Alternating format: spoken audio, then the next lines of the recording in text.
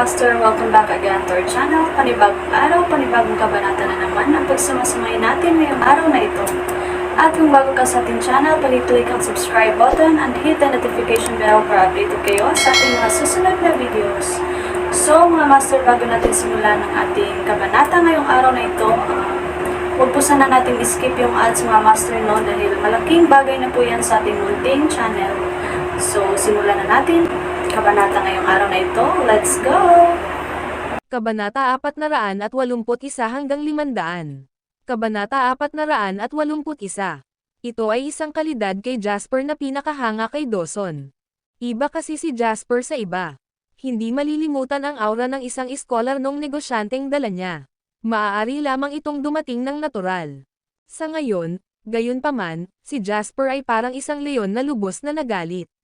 Hindi na niya pinansin ang pagiging matikas at magaan. Ang natitira sa kanya ay uhaw sa dugo na galit at hinanakit para sa kanyang kaaway. Hahaha, napatingin si Ben kay Jasper nang may labis na tuwa. Alam mo Jasper, I've been longing to see this expression of yours even in my dreams. Itong pagmumukha mo ay nagbibigay sa akin ng labis na kasiyahan. Ang sarap sa pakiramdam na makita kang galit na para bang hihiwalayan mo na ako. Siguradong sulit na gumawa ng napakaraming nakakapagod na mga bagay. Hahaha. Habang sinasabi ni Ben ang mga katagang iyon, nanunuya siya ng masama. Pero parang hindi mo gets, ha? Sa ngayon, ako, si Ben Hall, ang may huling say. Pagkatapos ay ibinaling ni Ben ang kanyang ulo para sabihin kay Hans, Tito Hans, hindi mo ba gustong makipagtalik sa ating napakagandang babae? Bakit hindi mo ipakita kay Jasper na tayo ay mga tao sa ating salita? Tumawa si Hans, ang kanyang mga mata ay kumikinang sa isang mapang-akit na glow. Sabi niya na parang nauuhaw siya sa ilang aksyon sa napakatagal na panahon, naiinip na ako. Matagal ko na siyang sinuntok kung hindi dahil sayo. Pagkasabi ng mga katagang iyon, tumalikod si Hans at lumapit kay Wendy, ipinakita ang isang matako at obsessed na ekspresyon. Muntik na siyang maglaway. Tumabi naman si Ben sabay tawa para makita ni Jasper ang nangyayari. Nanginginig si Wendy. Patuloy siyang umaatred sa isang sulok, puno ng takot at kawalan ng pag-asa ang kanyang mga mata. Tawa ng tawa si Hans, at habang naglalakad papunta kay Wendy, sabi niya, ikaw ang babaeng pinapangarap ko. Napagtanto ko ngayon kung gaano kabulgar ang ibang babae. Isang babaeng tulad mo lang ang karapat-dapat sa akin. Ibigay mo ang iyong sarili sa akin, napakarilag. Bibigyan kita ng magandang panahon. Sa sandaling ito, biglang umungo si Jasper, Ben, Hans, sumasang-ayon ako sa lahat ng iyong mga kahilingan. Bakas sa mukha ni Hans ang pagkadismaya, ngunit nilinggan pa rin niya si Ben. Si Ben, na ang mga mata ay kumikinang sa kasakiman, ay tumingin kay Jasper at sinabing, matatapos mo ito sa loob ng 2 oras. Tandaan mo, may 2 oras ka lang. Huminga ng malalim si Jasper at sinabing, pirmahan ko na ang project transfer agreement. Paano ko ito ibibigay sa iyo? Kung ako sa iyo, gusto kong makita ang mga papel na pinirmahan ng sarili kong mga mata. Kung hindi, maaari akong palaging pumirma ng isang pekeng dokumento, tama ba? Kapag nangyari yon, masasayang lahat ng effort mo, di ba? Tinitigan ni Ben si Jasper, nginisyan, at sinabing, sinisikap mo bang manloloko ako? Malamig na sabi ni Jasper, maaari kang magpadala ng isang tao sa akin at panoorin akong pumirma sa mga papeles. Hindi mo kailangang sumulong ng mag-isa. Namilog ang mga mata ni Ben. Tila pinag-iisipan niya kung may mga pitfalls sa panukalang ito. Mahinahong sinabi ni Jasper, kung gusto mong kumagit, kailangan mong makipagsapalaran. Kung hindi mo kayang tiisin ang panganib, huwag mong isipin ang pagkuha ng aking proyekto. Ngumisi si Ben at sinabing, lumabas ka ngayon at may makikipag-ugnayan sa iyo sa South Street Flyover. Tandaan mo, huwag mo akong paglaruan at sisiguraduhin kung panoorin mo kami ng tito ko na nakikipaglaro sa babae mo. Malamig na tiningnan ni Jasper si Ben at sinabing, tutupad ako sa aking salita, ngunit bago iyon. Kung gagawin mo ang isang daliri sa kanya, gagawin ko itong isang buhay na impyerno para sa iyo kahit na kapag ako ay namatay. Bagamat labis na talamak si Ben dahil hawak niya ang panalong tiket sa sandaling ito, Naramdaman pa rin niya ang malamig na dumadaloy sa kanyang gulugad nang marinig niya ang mga salita ni Jasper at makita ang tingin sa kanyang mga mata. Pakiramdam niya ay tinitigan siya ng Diyos ng kamatayan. Ilang sandali pa, ngumisi si Ben. Bakit hindi mo muna alalahanin ang sarili mo? Pagkasabi nito, agad na tinapos ni Ben ang video call. Ang video na ito ay edited by Urban Storytelling. Kabanata 482. Natapos ang video call. Biglang tumayo si Jasper, tumingin kay Julian na walang ekspresyon sa mukha, at sinabing, "Naaalala mo ba ang address?" Tumango si Julian at sinabing, "Oo. Magsama ka ng mas maraming lalaki." Biglang sabi ni Dawson. Umiling si Julian at sinabing, "Hindi, napakaraming tao ang nakakagulat sa kalaban. May kumpiyansa akong masupol agad silang lahat." Nang makita ni Jasper ang nag-aapoy na tingin ni Julian at kung paano niya ito tinitigan na para bang humihingi ng pahintulot, ilang segundong pinag-isipan ito ni Jasper. Naniwala siya at naunawaan na sinusubukan ni Julian na bumawi sa kanyang pagkakamali, ngunit kasama rito ang kaligtasan ni Wendy. Minsan nang bumaigaw si Jasper, kaya hindi na niya ito dapat subukan sa pangalawang pagkakataon habang inilalagay ang buhay ni Wendy sa taya. "Tito Dawson, magpadala ka ng ilan sa iyong mga tauhan. Mananatili sila sa labas para mag-alok ng depensa. Aakyat na kami ni Julian," sabi ni Jasper. Tumango si Dawson at sinabing, "Iyon ang magiging pinakamagandang opsyon. Maaari kang pumunta kaagad. Ipapadala ko ang mga order at susundan ka nila. Alam nila kung ano ang gagawin." Habang sinasabi ni Dawson ang mga katagang iyon, tinapik niya ang balikat ni Jasper at sinabi sa malalim na boses, "Ingatan mo ang iyong sarili. Hihintayin ko ang iyong matagumpay na pagbabalik." Tumango si Jasper, kinagat ang kanyang mga labi, at inilabas si Julian sa pag-aaral na may blankong ekspresyon. Hindi kumibo si Jasper dahil pinipigilan niya ang kanyang emosyon. Natatakot siyang baka tuluyan ng sumabog ang kanyang emosyon na nasa bingit na ng pagsabog kapag sobra ang kanyang sasabihin. Ito ay isang bagay na gusto niyang iwanan para sa kasiyahan ni Ben at Hans.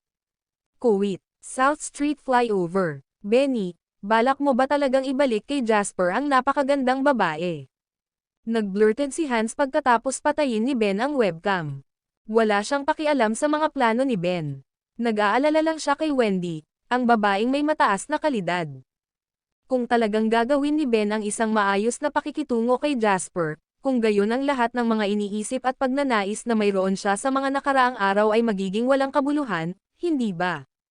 Ngumisi ng masama si Ben bago tumayo at lumapit sa tabi ni Hans, at sinabing, "Tito Hans, dahil inimbitahan kita, sa palagay ko ay hindi nararapat na pabalaykan ka ng walang ibinibigay na kapalit.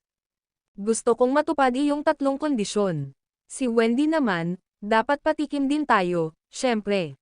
Napatitig si Ben kay Wendy na nakasimangot sa isang sulok, takot na nakatingin sa kanya. Tumawa siya ng hysterical. Sa sandaling ito, hindi makita ni Ben kung gaano kagulo ang kanyang ekspresyon. Parang psychopath, hindi na siya ang dating matikas na lalaki. Natawa si Hans matapos marinig ang sinabi ni Ben. Tinapik niya si Ben sa balikat at sinabing, "Not bad." Nakakahiyang ibalik sa kanya ang ganoong kagandahan ng walang dahilan. Habang sinasabi niya ang mga salitang iyon, tinitigan ni Hans si Wendy na may labis na pagnanasa sa mga mata. "Aniya, nakakahiya naman, ilang beses na lang natin paglaruan ang babaeng ganito. Umaasa akong makulong siya at makipaglaro sa kanya ng ilang oras hanggang sa mapagod ako sa kanya. Pero hindi ko akalaing mag-asawa ako sa isang babaeng ganyan." Habang nakikinig si Wendy sa mga kalaswan at nakatingin sa mga maalay na mukha ng mga lalaki kapag nakatitig sa kanya, siya ay nataranta at nagpanik. Babae lang naman si Wendy. Ang sinumang babae ay likas na makakaramdam ng gulat at takot sa mga sitwasyong tulad nito. Gayunpaman, hindi hinayaan ni Wendy na madaig ng takot ang dahilan. Nagsumikap siyang pakalmayan ang sarili. Ang pagsigaw at paghingi ng awa ay walang silbi sa sandaling ito. Nakita ni Wendy na mababa sa kanyang dignidad ang humingi ng awa kina Ben at Hans. Sa kanyang opinyon, iyon ay mas masakit kaysa sa kamatayan mismo. Ang video na ito ay edited by Urban Storytelling. Kabanata 483. Naghintay si Wendy para sa isang pagkakataon habang sina Ben at Hans ay matagumpay na tumawa. Nang tulala ang babaeng nagbabantay sa kanya, bigla siyang sumugod sa bintana. Hindi pa nakakapag-react sina Ben at Hans nang mapansin ang babaeng tinatawag na Fiona, na namamahala sa pagbabantay kay Wendy, na may mali. Hahabulin na sana siya ng buong lakas at kidlat na tumakbo si Wendy bago makarating sa bintana sa isang kisap mata. "Huwag kang lalapit sa akin, baka tumalon ako," sigaw ni Wendy kay Fiona. Habang nagsasalita siya, nagbanta si Wendy na tumalon sa gusali. Agad na huminto si Fiona sa kanyang mga hakbang at sinabi kay Wendy, "Huwag kang tumalon. Hindi ako lalapit sa'yo." Sa sandaling ito, sa wakas ay napagtanto ni Ben at Hans kung ano ang nangyayari. Ang lahat ay nangyari ng napakabilis at walang sino man ang inaasahan na si Wendy, na sa una ay nawalan ng lakas upang labanan, ay biglang magkakaroon ng sobrang lakas. Nang makita ni Ben si Wendy na nasa tabi ng bintana at ang pagliko ng kanyang katawan ay maaaring magpadala sa kanya ng pagbagsak sa gusali, ang kanyang mga mata ay kumaibot. Malamig niyang tanong, "Kailangan mo bang gawin ito, Wendy?" Ngumisi si Wendy. "Hindi ako madudumihan sa iyo kahit na ang ibig sabihin nito ay kailangan kong mamatay." Isang mahinang tawa ang pinakawalan ni Hans, na nagsasabing, "Paano mo ito matatawag na may bahid? Malinaw na ito ay isang bagay na ikaw at ako ay magiging napakasarap, hindi ba gusto mo?" Sumakit ang tiyan ni Wendy. "Pervert ka. Hindi mo deserve maging lalaki. Nasasaktan ako kapag nakikita kita." Tinitigan ni Hans si Wendy na may masamang ngiti. Well, little witch, hindi ka ba maanghang na maliit na paminta? I wonder kung magiging kasing maanghang ka kapag sabay tayo sa kama. Kung mas mabangis ka, mas magugustuhan ko ito." Malamig na tiningnan ni Wendy si Hans at sinabing, "Sabi ko sa iyo, mas gugustuhin kong tumalon sa gusali at mamatay kaysa hayaan kang magtagumpay." Puno ng determinasyon ang mga mata ni Wendy nang sabihin niya ang mga katagang iyon. Alam niyang wala siya sa sitwasyon na kaya niyang lumaban. Kung ang mga lalaking nasa harapan niya ay sumugod sa kanya, tiyak na tatalon siya. Sa palagay niya, mas gugustuhin niyang mamatay kaysa hayaan siyang hawakan ng ibang lalaki bukod kay Jasper. Seryoso siya tungkol dito. Habang kausap ni Hans si Wendy, lihim na sinulyapan ni Ben si Fiona.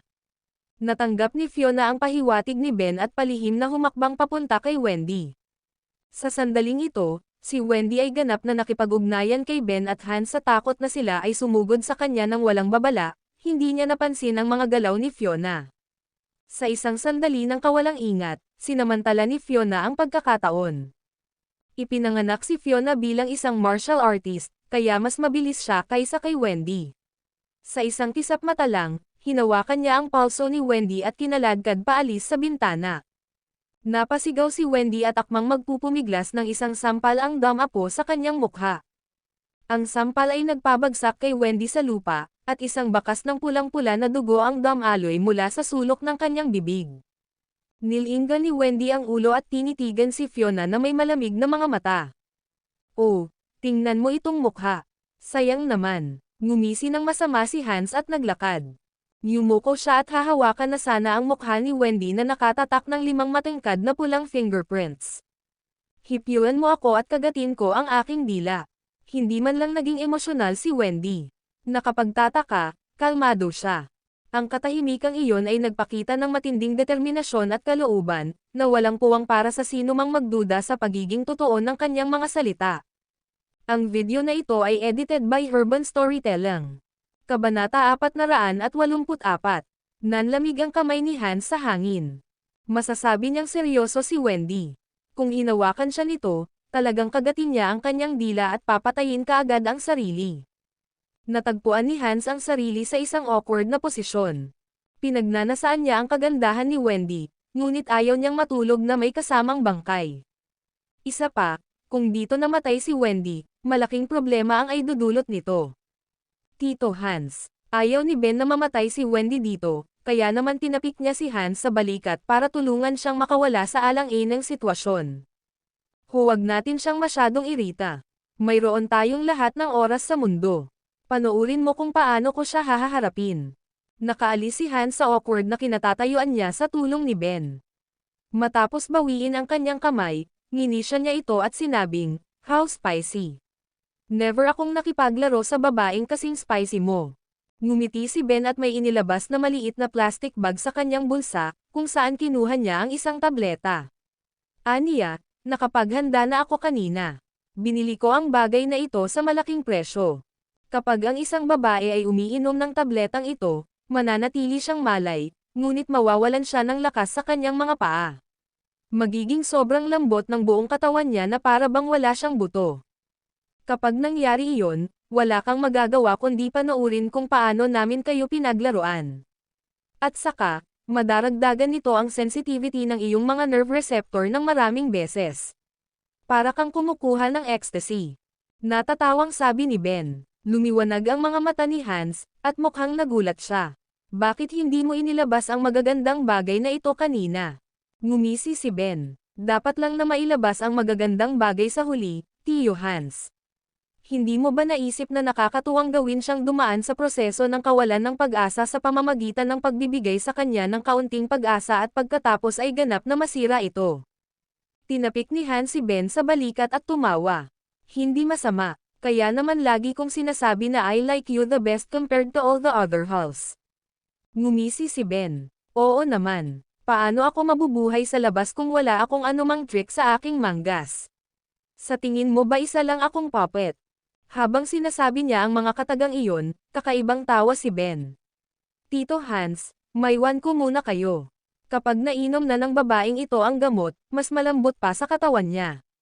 Maaari kang pumili ng anumang posisyon na gusto mo. Magiging sobrang bibig siya at kayang ibuka ang kanyang bibig para magsalita at sumigaw ngunit hindi lumalaban. Isipin mo, sa likod ng mamamatay tao na mga mata na iyon ay isang namumula na mukha at mapang-uyam na ekspresyon. Maaaring kinasusuklaman niya ang iyong lakas ng loob ngunit wala siyang pagpipilian kundi hayaang gawin ang anumang nais mo sa kanya. Hindi ba iyon ang kasiyahan sa pinakamainam? Bumilis ang paghinga ni Hans nang marinig niya ang sinabi ni Ben.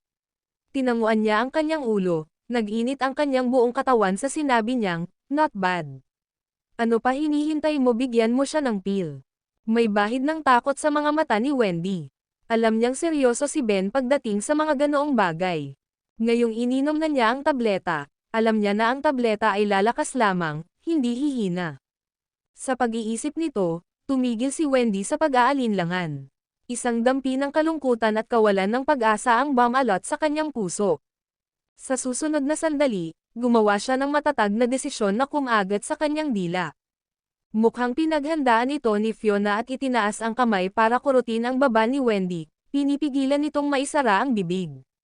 Gusto mo bang mamatay? Baka nanaginip ka. Humagalpak ng tawa si Ben at naglakad na dala ang tableta. Yumuko siya para titigan si Wendy. Ang ekspresyon ng mukha niya ay parang demonyo.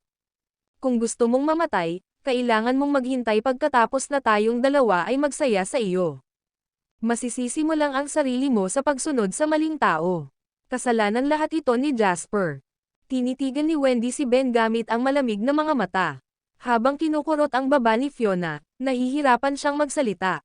Sa kabila nito, sinabi pa rin niya ang bawat salita, hindi ka patawarin ni Jasper.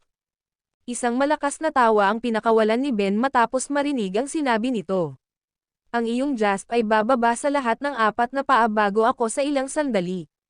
Huwag mag-alala, sisiguraduhin kong i-record ito at ipapakita sa iyo. May enjoy natin ito ng magkasama. Napatitig si Ben sa magandang mukha ni Wendy, nanginginig ang buong kaluluwa.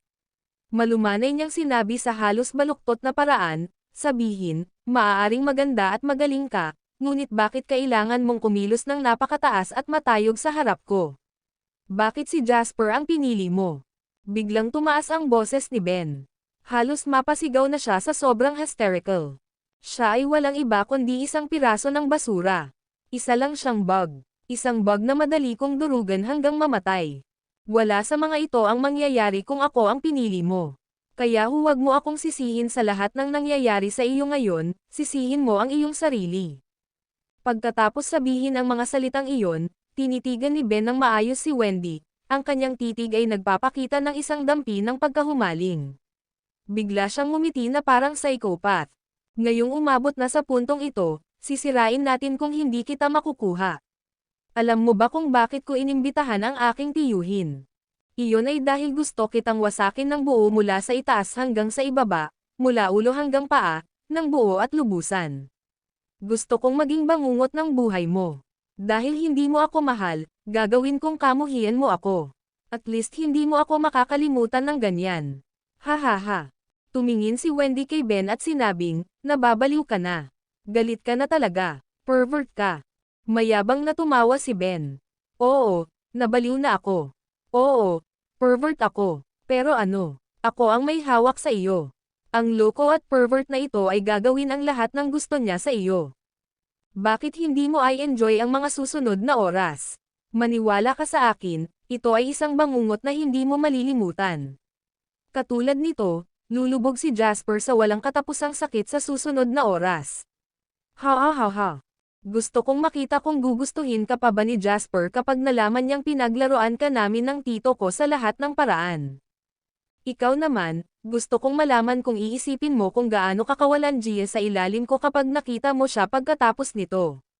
Ha ha ha. Habang nagsasalita si Ben, naiinip na niyang hinugot ang maliit na tableta mula sa plastic bag. Itinaas niya ang kamay para ipasok iyon sa bibig ni Wendy. Pumiglas si Wendy at lumaban. Alam niyang matatapos na ang lahat kung sapilitin siyang pakainin ng tableta. Isang bangungot na mas masakit kaysa sa kamatayan ang darating. Si Hans ay nakatayo sa likuran ni Ben at pinanood ang eksena ng may panunuya. Halos umabot na sa kumukulo ang pagsinta sa kanyang puso. Sabik siyang sugarin si Wendy at magkaroon ng oras sa kanyang buhay. Boom! Sa sandaling ito, ang pinto ng silid ay dinurog ng isang figure. Sa isang putok, nagkaroon ng malakas na kalabog. Ang video na ito ay edited by Urban Storytelling. Kabanata 485. Ang pinto ay sabog sa mga piraso, at ang figure smashed kanyang paraan sa fiercely. Nagkataon namang bumangga ang figure sa likod ni Hans na naiinip na sa paghihintay. Si Hans ay ganap na nahuli. Pakiramdam niya ay nabangga siya ng isang truck mula sa likuran at gamulong sa lupa dahil sa malakas na puwersa. Matapos gamulong sa sahig na parang bote sa loob ng mahabang panahon, sa wakas ay nagpakawala siya ng isang malungkot na hiyaw. Masyadong biglaan ang turn of events na ito. Ang lugar ay namumula sa tensyon. Tumalikod si Ben at nakita niya si Hans na nakahandusay sa lupa na sumisigaw. Sa kabilang banda, parang mga lubod ang mga paa ni Aaron, at umaagos ang dugo sa bibig niya. Si Aaron ang nakabasag ng pinto kanina lang. Bumangon ang pagkabalisa sa puso ni Ben. Lumingon siya at nakita niya si Julian na parang demonyong pumasok mula sa labas ng pinto. Nakatayo sa likod ni Julian ang isang mas maitim na figure. Nang makitang sumulpot si Jasper sa likod ni Julian, ang unang pumasok sa puso ni Ben ay, no way. Paano natukoy ni Jasper ang kanyang lokasyon sa napakaikling panahon? Gayunpaman, sa sandaling lumitaw ang pag-iisip at bago niya mautusan si Fiona na kunin si Wendy upang gamitin siya bilang hostage, si Julian ay nabalisa na matapos magpakawala ng galit na galit.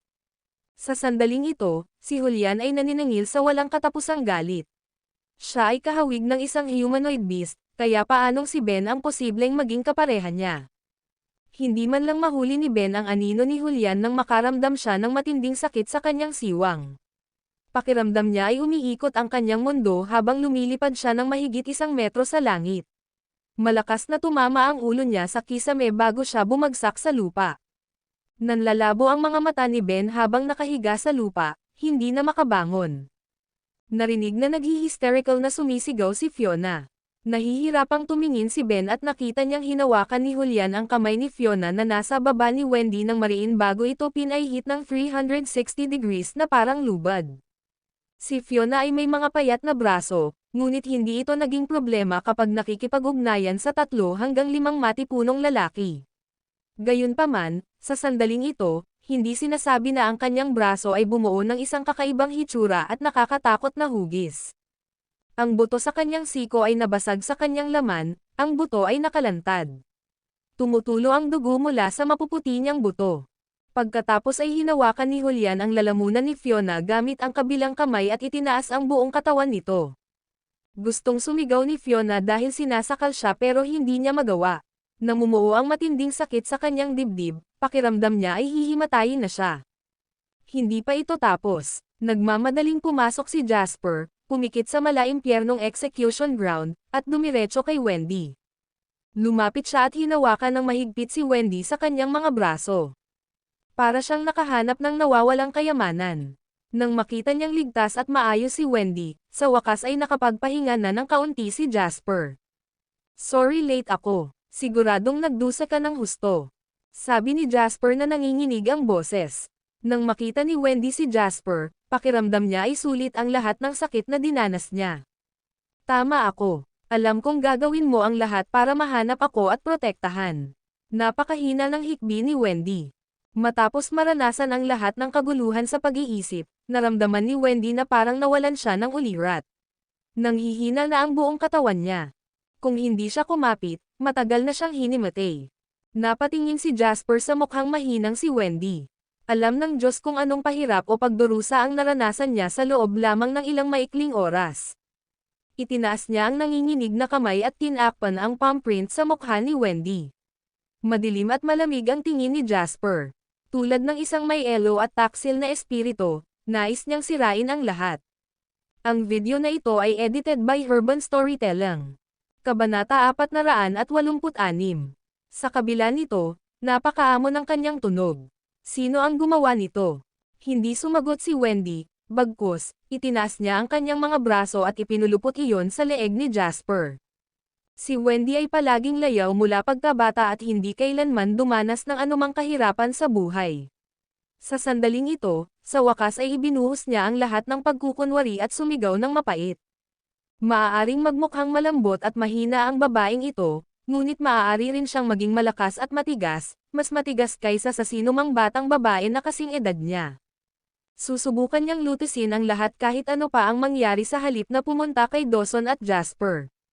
Ito ang unang pagkakataon na siya ay kinidnap, at kahit na siya ay muntik ng mapahamak ni Ben at Hans, na parehong napakasama at halos sadistang mga lalaki, alam niya kung kailan siya asenso at atres nang hindi nawawalan ng pakiramdam ng pagiging angkop. Nang makita niya si Jasper, gayunpaman, hindi na niya napigilan ang sarili. Siya ay isang batang babae lamang sa kanyang 20s pagkatapos ng lahat at makakaranas ng takot at takot tulad ng iba. Nanginginig si Wendy na parang isang takot na maliit na kuneho sa mga bisig ni Jasper, at ang labis na naaagrabyado niyang mga iyak ay nagpatibok ng kanyang puso. Ang pagkakasala at panghihinayang ay binalot sa kanya na parang tubig. Mula sa araw na siya ay muling nagkatawang tao hanggang ngayon, ang takot ay wala kahit noong siya ay nagsimulang mamuhunan. Inubos niya ang lahat ng kanyang ipon at nag-iisang utang sa bahay, inilagay ang lahat ng ito sa futures market. Nanganganib siyang maalis ang kanyang reputasyon kung hindi siya sapat na maingat. Sa Harbor City, walang takot kahit na nag-host siya ng $100 bilyong na plano sa pagsajep, na nanganganib na mawala ang lahat kung gumawa siya ng isang maling hakbang. Lahat ng pinaglaban niya ay mauubos. Sa Swallow Capital, wala ang takot nang harapin niya ang mga Turner at ang pang-aapi ng mga aristokrata. Sa ngayon, gayunpaman, nabalot ng takot si Jasper. Natatakot siyang may mangyari kay Wendy. Natatakot siyang mangyari ang mga hindi maibabalik na bagay. Umiiyak si Wendy. Matapos makaranas ng emosyonal na kaguluhan at sa wakas ay mailabas ang kanyang nararamdaman, siya ay nahimatay. Mga bantay. Hinawakan ni Jasper si Wendy at sumigaw sa labas ng pinto. Agad na pumasok ang dalawang babaeng bodyguard na nakatayo sa labas ng pinto. "Mr. Lane," tawag sa kanya ng mga babaeng bodyguard. "Isama mo na si Ms. Wendy sa kotse para makapagpahinga. Dumating na ba ang doktor?" Seryosong sabi ni Jasper. "Dumating na ang doktor at naghihintay sa ibaba," sagot ng dalawang babaeng bodyguard, na maingat na tinulungan si Wendy na makatayo. Tumayo si Jasper sabay binuhat ng mga babaeng bodyguard ang walang malay na si Wendy pababa. Tumingin siya kay Hans tapos kay Ben. Matapos huminga ng malalim, mahina niyang tinanong, "Paano mo gustong mamatay?" Pawis na pawis si Hans sa sakit, ngunit napangiti siya nang marinig ang sinabi ni Jasper, hindi ito pinansin. Sa kanyang opinyon, si Jasper ay walang lakas ng loob na maglagay ng isang daliri sa kanya. Si Ben naman, panay ang tingin kay Jasper at napabulalas, paano ito posible? Paano mo nalaman ang lugar na ito? Nagkunwari si Jasper na parang hindi narinig ang sinabi ni Ben. Lumapit ito sa kanya, itinaas ang kanyang paa, At tinapakan ang palad ni Ben habang bumubulong, ito ba ang kamay na ginamit mo sa paghampas kay Wendy? Pagkasabi pa lang niya ng mga katagang iyon ay tinapakan ni Jasper ang palad ni Ben at sinimulang gilangin ng husto ang paa nito. Arg! Isang masakit na buto ang bumulwak mula sa palad ni Ben at diretsyong bumaril sa kanyang puso. Ibinuka niya ang kanyang bibig at nagpakawalan ng nakakadurog na sigaw. Ang matinis na iyak ay nakapagpapalamig sa puso ng mga nakarinig nito. Ang video na ito ay edited by Urban Storytelling. Kabanata 487. Ang laman ng palad ni Ben ay dinidikdik ng husto sa takong ng leather na sapatos. Ang antas ng sakit na ito ay isa na halos hindi kayang tumayo ng sinuman. Ang palad ni Ben ay may sugat at duguan kaagad. Ang sariwang pulang-pula na dugo ay nagpool sa paligid ng kanyang palad sa sahig, na sinundan ng tunog ng mga basag na buto sa ilalim ng pagdurog at pagiling ng leather na sapatos ni Jasper. Walang kamalay-malay na naglagay si Ben ng matinding paghihirap, ang kanyang kabilang kamay ay tumama at kumamo sa binti ng pantalon ni Jasper na galit na galit. Pinipilit niyang pakawalan si Jasper sa paa niya. Sa kabila niyon, mas lalong nanlalamig at nanlamig ang mga mata ni Jasper habang nakatitig kay Ben na blanko ang ekspresyon. Para siyang nakita sa isang bangkay. Hindi itong kamay, yung iba ba? Itinabi ni Julian si Fiona, ngayon ay hindi na nagagawang lumaban, at lumakad. Itinaas niya ang kanyang paa at sinipa ang mga balikat ni Ben. Malakas na sigaw ang pinakawalan ni Ben, nanginginig din ang kabilang kamay. Itinaas ni Jasper ang kanyang paa para itapak din ang palad na iyon. Bakas sa mukha ni Ben ang takot. Hindi ako sumampal sa kanya. Nagsalita si Ben ng mas mabilis kaysa dati. Galit na sabi niya, si Fiona yon. Ginawa ng babaeng yon. Sinubukan ni Wendy na tumalon sa building kanina kaya sinampal siya ni Fiona. Hindi ko ginawa.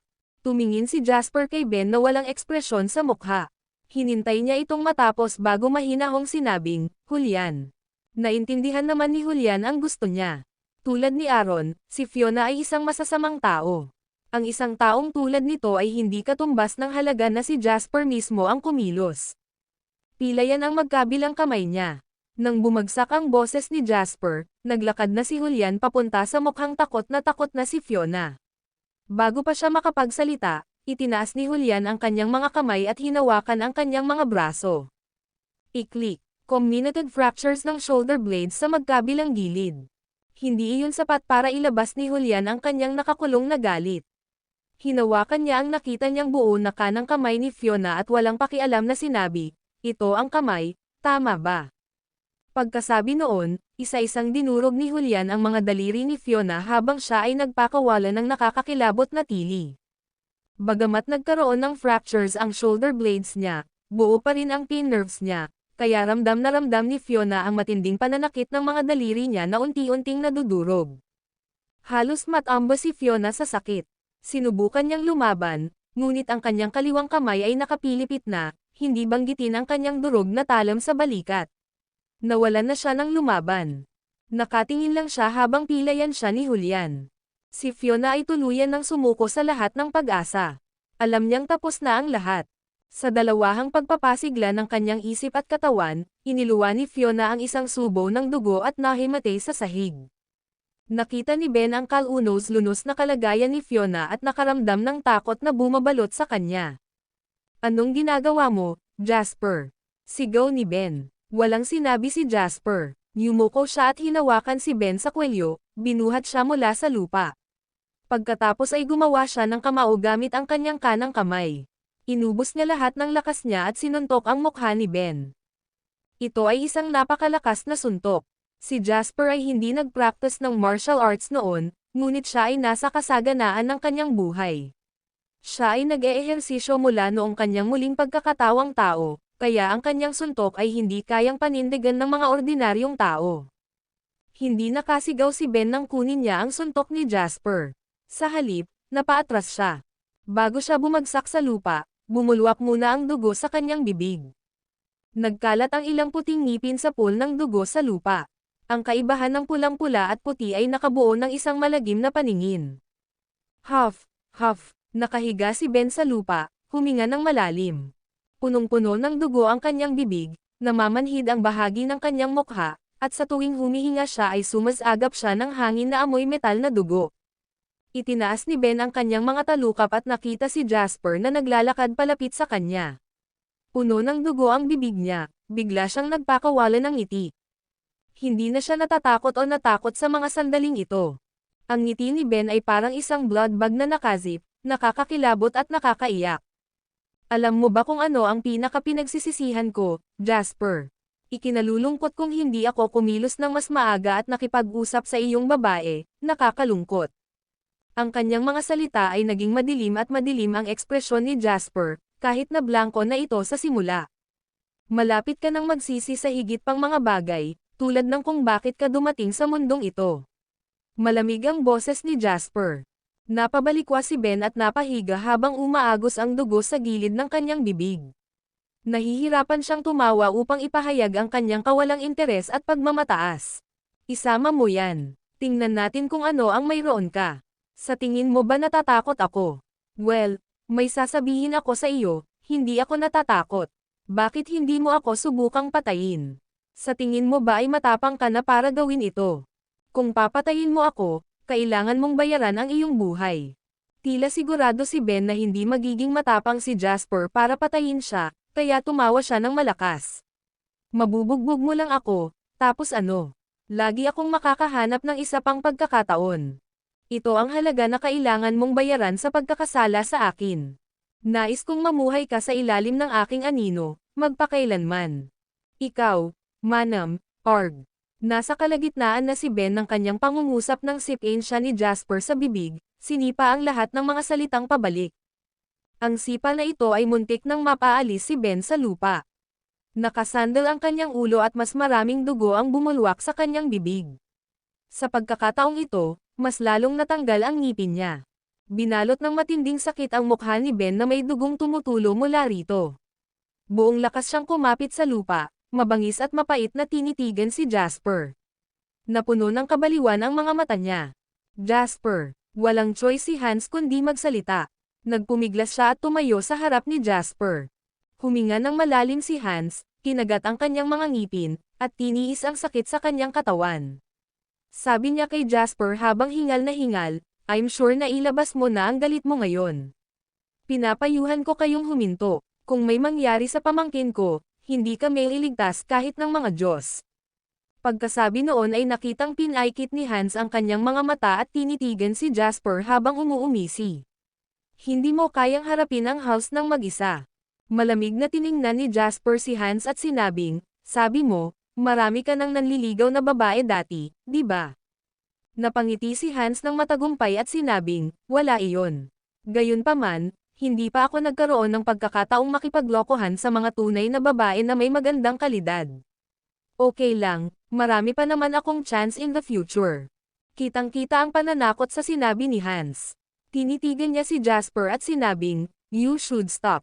Alam kong lumagpas na tayo sa linya sa pagkakataong ito, ngunit ano ang magagawa mo? Worst comes to worst, babayaran namin at gagawa kami ng negosasyon sa iyo. Kung tatanggihan mo itong bumagsak, matatalo ka lang sa huli. Ang video na ito ay edited by Herban Storytelling. Kabanata 488.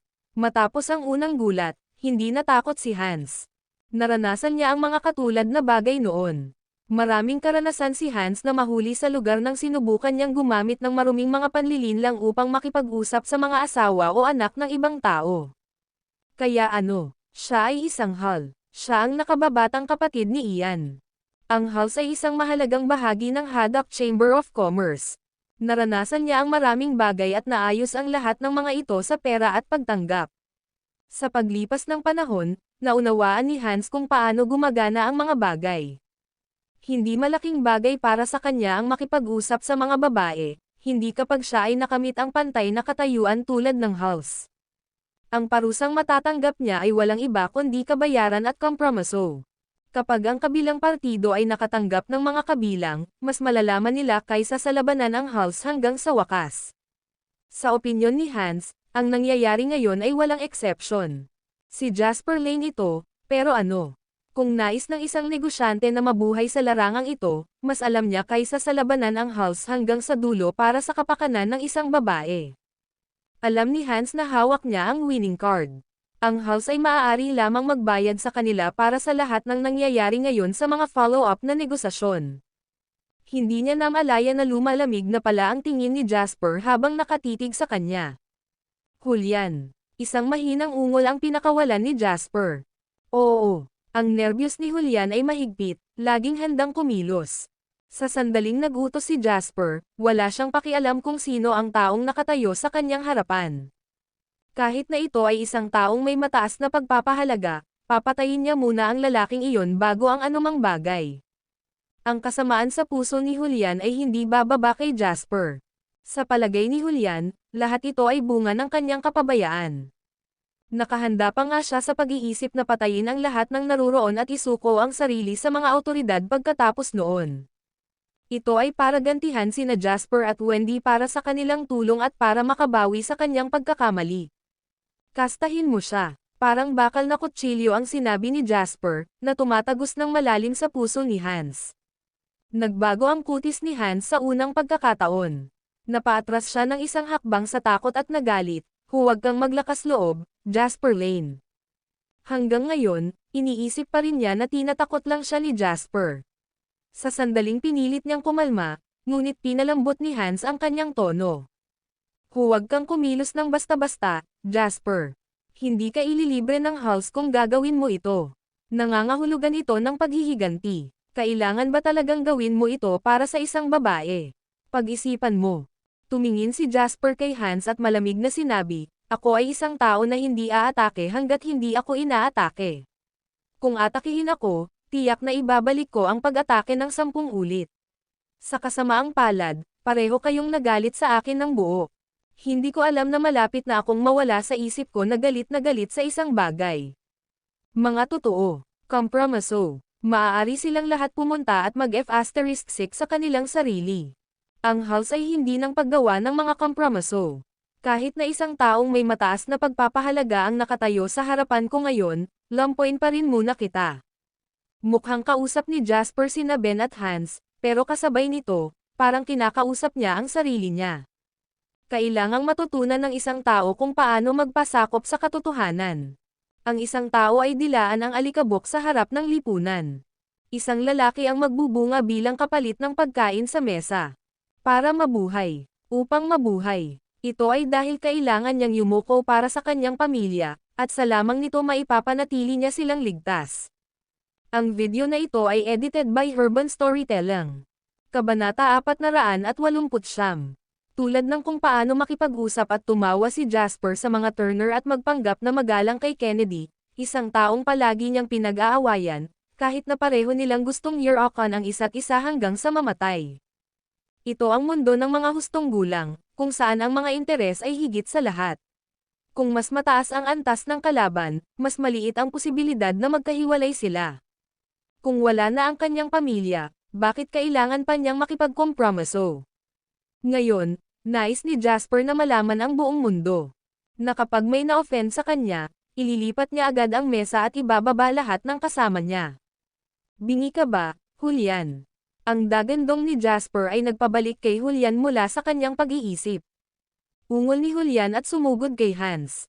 Napuno ng takot si Hans. Sa mismong sandaling ito, sa wakas ay napagtanto niya na si Jasper ay seryoso at hindi sinusubukan na takutin siya. Seryoso siya sa ginagawa niya. Huwag, Jasper, hindi. Nagkaroon lang ng oras si Hans para sabihin ito bago sinipa ni Julian sa ibabang bahagi ng tiyan. Ito ay isang napakalakas na sipa. Tumigil ka agad sa paghingi ng awa si Hans na parang may pinindot ang pause button. Nanlaki ang kanyang mga mata, bamuka ang kanyang bibig, at nanlabo ang kanyang mga mata. Sa sobrang dilim, nakaramdam siya ng matinding sakit sa kanyang singit. Tumaas ang sakit sa ibabang bahagi ng kanyang tiyan, na kumalat sa buong paa ni Hans sa isang iglap. Tila may cord sa kanyang ulo, at sa sobrang sakit, bigla itong pumitik. Ang sakit ay hindi maipaliwanag. Mariin niyang kinuyam ang kanyang nasugatang bahagi ng singit gamit ang kanyang mga kamay, ang kanyang buong katawan ay nangangako sa sakit. Bamuka ang bibig ni Hans. Sinubukan niyang sumigaw upang ipahayag ang kanyang sakit, ngunit kahit anong pilit niya, tanging huffing sounds lang ang kanyang nagagawa mula sa kanyang lalamunan. Si Hans ay bumagsak sa kanyang tagiliran, ang kanyang katawan ay kumikibot na tila siya ay may epilepsy. Namumula ang kanyang mukha, nanginginig ang kanyang mga ugat, at napuno ng malalaking butil ng pawis ang kanyang mukha. Kung ikukumpara sa pisikal na pananakit, mas nahirapan si Hans na tanggapin ang katotohanan na hindi niya magagamit ang kanyang ibabang bahagi ng katawan upang muling gumawa ng kasalanan. Ang realisasyong ito ay mas masakit kaysa sa kamatayan para kay Hans na nasiyahan sa panggugulo sa mga babae. Pinagmasdan ni Jasper si Hans na nahimatay na may malamig na tingin at tumingin kay Ben. Ikaw na ngayon, bulong ni Jasper, napayuko sa harap ni Ben na ngayon ay puno na ng dugo ang mukha. Mahina niyang sinabi, ang puot sa aking puso ay nawala ng kaunti, ngunit hindi pa rin kita bibigyan ng ganoong kadali o nakakahiyang sayangin ang lahat ng iyong pagsisikap sa pagsasama-sama ng palabas na ito. Tumingin si Ben kay Jasper at tumawa ng hysterical. Umalangaw-ngaw ang kanyang tawa sa bakanteng silid, nakakatakot at nakakatakot.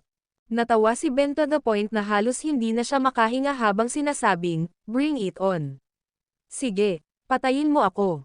Bilisan mo, patayin mo ako, ha ha ha." Lumapit si Julian kay Jasper, tinitigan si Ben, at sinabi sa malalim na boses, "Hayaan mo, Jasper. May balak ka bang patayin siya?"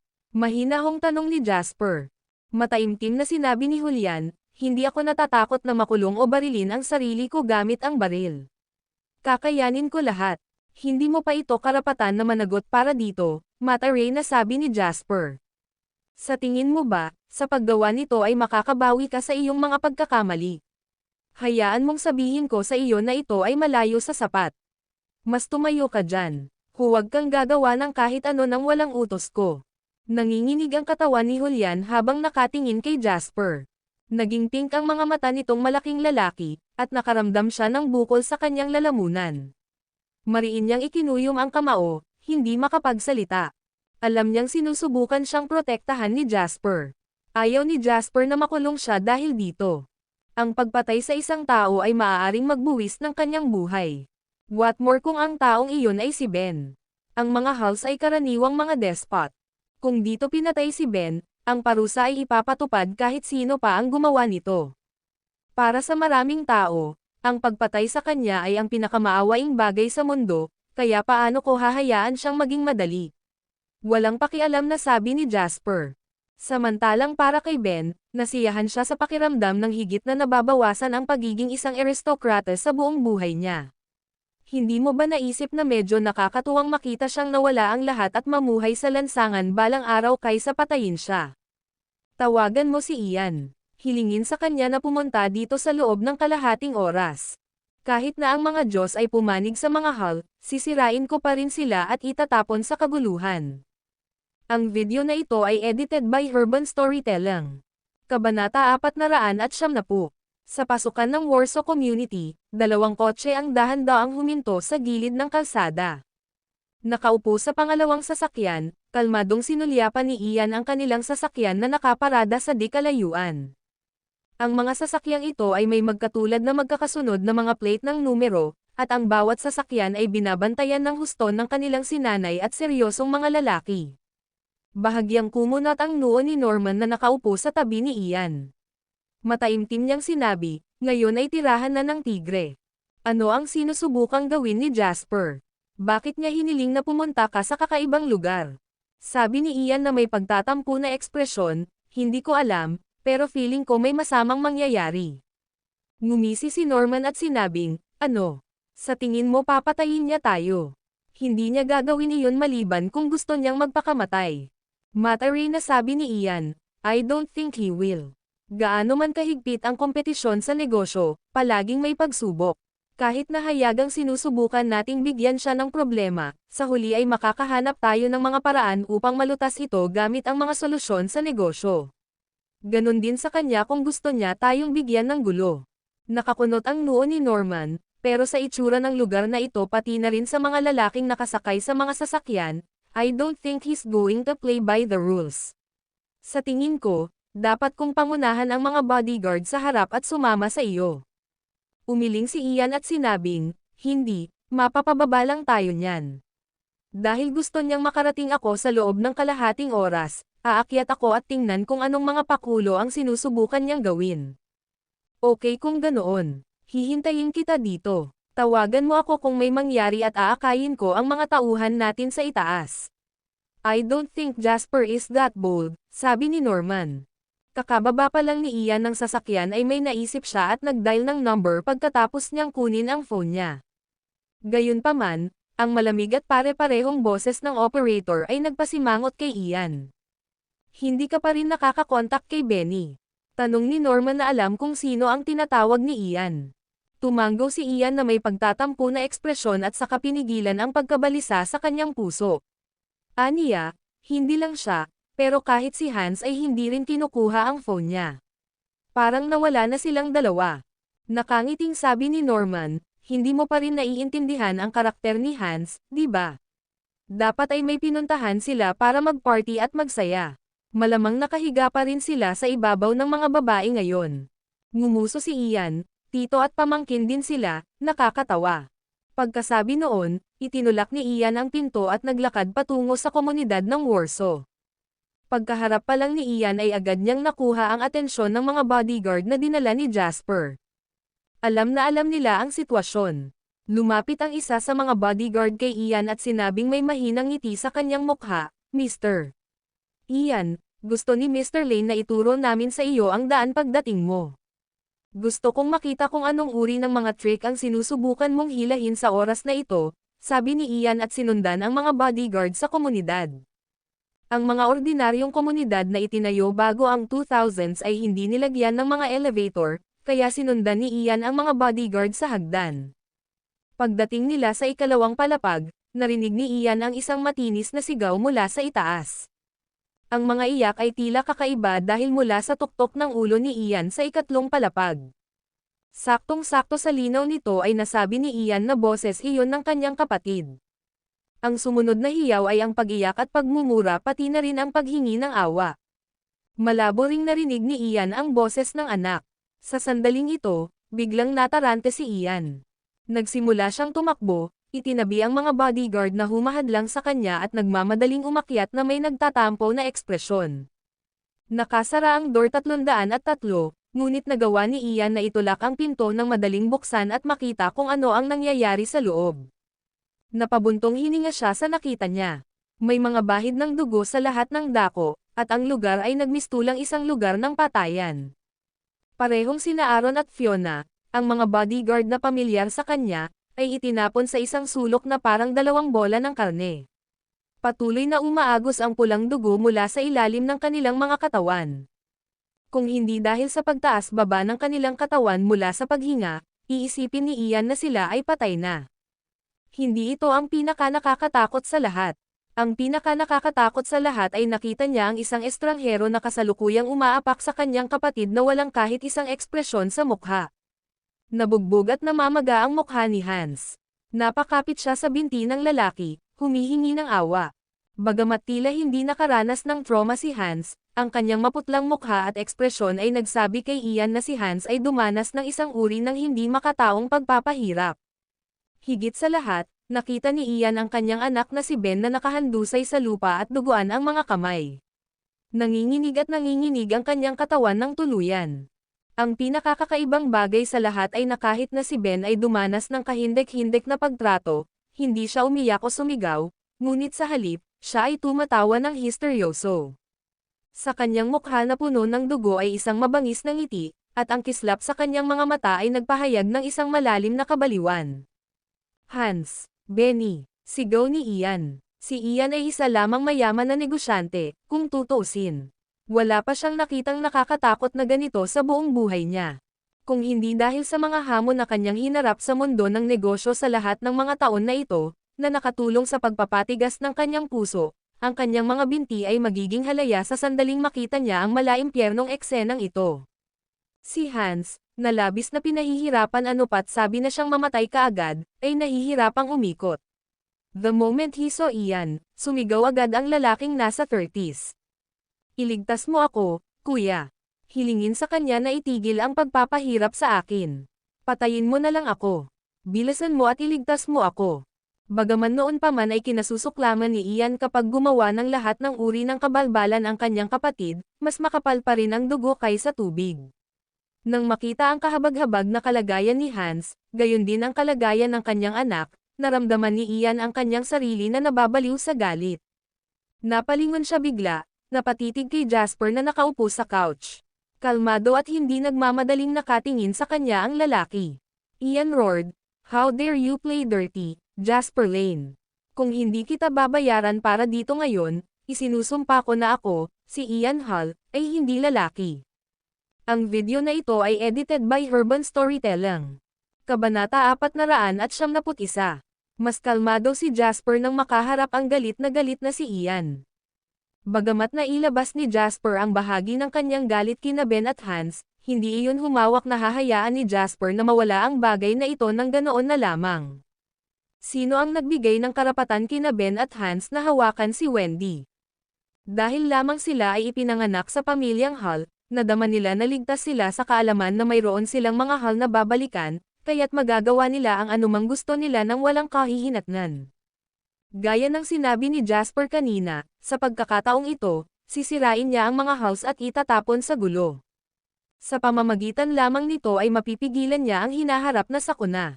Maaari rin niyang gamitin ang parusang ito bilang isang halimbawa upang bigyan ng babala ang kanyang nakaraan, kasalukuyan, at palabas na mga kalaban. Kung gusto nilang harapin siya, sigurado. Dapat lang silang maging mapurol tungkol sa kanilang mga aksyon at intensyon at tanggalin ang mga guwantes. Gayunpaman, para sa sino mang sumubok na hawakan ang kanyang mga babae at tumawid sa linya, kung gayon ang pinakamabaliw na paghihiganti ni Jasper ang maghihintay sa kanila. Hindi pa rin ito mabitawan ni Jasper, at hindi siya titigil hanggat hindi niya tinapos ang Halls. "Babayaran mo ako. Ang iyong kapatid at anak ay kasalukuyang nagbabayad ng presyo, at sa aking palagay, ito ay malayo pa sa sapat." Kalmado at walang pakialam si Jasper, hindi man lang napukaw ng galit ni Ian. Tinitigan ni Ian si Jasper na puno ng galit at puot ang mga mata. Tinuro niya sina Ben at Hans na nakahandusay sa lupa. Sa ngayon, hindi sila mukhang tao. Sa sobrang galit ni Ian ay tumawa siya ng malakas. "Pwede ka bang magbigay ng mas disenteng palusot? Ano ang ginawa nila para karapat-dapat ito? Alam mo ba ang rules, Jasper? Ang mga paggamit sa negosyo ay nananatili sa larangan ng negosyo. Kung matapang ka para salakayin sila ngayon, gagamitin ko ang parehong paraan para gumanti sa iyo bukas. Nauna kang lumabag sa mga patakaran, kaya huwag mo akong sisihin sa hindi kita babala." Hindi sinasadya ni Jasper na magkaroon ng walang kabuluhang pagtatalo kay Ian. Sinenyasan niya si Julian gamit ang kanyang mga mata. Matapos kunin ang pahiwatig ni Jasper, binuhat niya si Hans mula sa kanyang mga paa, itinapon niya kay Ian, at sinabi sa mahinang boses, "Sabihin mo sa kanya ang lahat ng ginawa ninyong dalawa." Parang sumpa ng dyablo ang mga sinabi ni Julian sa mga sandaling ito, kaya't paano siya makakalaban ni Hans. Halos kaagad pagkatapos magsalita ni Julian, ginawa ni Hans ang malinis na dibdib sa lahat ng bagay na ginawa nila ni Ben. Mas lalong lumungkot at nagtatampo ang ekspresyon ni Ian habang nagsasalita si Hans. Ian gritted his teeth, nanlilisik kay Hans at Ben habang sinasabing hindi makapaniwala, kayo. Hindi ako makapaniwala na may ginawa kang ganito kaseryoso sa likod ko." Nang marinig niya sina Hans at Ben ay nagsabwat para bawiin si Wendy at muntik pa itong halayin, pakiramdam niya ay aatakehin siya sa puso. Sa totoo lang, ang pangyayari mismo ay hindi nakakatakot. Ang pinaka nakakatakot sa lahat ay may nagawa silang mali at nahuli pa sila ni Jasper. Kung nagtagumpay sina Hans at Ben sa pagsasakatuparan ng gawain, maaaring magalit si Ian, ngunit hindi siya gagawa ng anumang bagay upang parusahan sila. Kung tutuusin, matagumpay sana silang nakagawa ng matinding suntok kay Jasper. Kung iyon kaso, ang susunod na dapat magsimula alang ni Ian ay paano haharapin ang paghihiganti ni Jasper. Gayunpaman, ang mga bagay ay iba na ngayon. Nabigo silang isagawa ang kanilang masasamang gawain. Katulad ng pagnanakaw, nahuli sila ng may-ari bago pa man sila makakilala ng kahit ano. Ang pagnanakaw ay naging isang pagnanakaw. Ito ay isang ganap na naiibang konsepto. Sa sandaling ito, kahit na ang matalino at mapanlinlang na si Ian ay nakaramdam ng pagkalito. Gayunpaman, wala nang pakialam si Hans. Gumapang siya sa lupa at hinawakan ng mahigpit ang hita ni Ian. Puno ng uhog at luha ang kanyang mukha habang sinasabi, "Alam kong nagkamali ako, kuya. Hindi sila tao. Nabaliw sila kay Benny at kinapan nila ako. Dapat iligtas mo kami. Kapatid mo ako, at anak mo si Benny. Hindi ka pwedeng tumayo lang dyan at walang gagawin." Habang nakikinig si Ian kay Hans, bigla niyang inangat ang ulo niya at nakita niya ang dugo at laman sa ibabang bahagi ng tiyan ni Hans. Ang mas nakakakilabot pa doon ay mula sa pagpasok niya sa pinto, si Ben ay tumatawa na lang sa buong panahon. Hindi lang siya natatawa, pati ang titig niya ay nagiging dollar at dollar.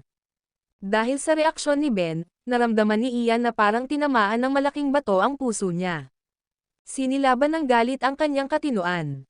Itinaas ni Ian ang kanyang ulo at pinandilatan si Jasper na may dugong mga mata, umuungal sa paus na boses, "Jasper Lane, dapat ay lumapit ka sa akin anuman ang mga bagay na ginawa nila. Paano mo sila aatake ng pribado? Kinapon mo pa ang kapatid ko at niloko ang anak ko. Nakagawa ka ng isang hindi mapapatawad na krimen. Nakagawa talaga ako ng hindi mapapatawad na krimen." Napatayo bigla si Jasper, tinitigan si Ian sabay taas din ang boses. "Paano kung kayo ang Hulse?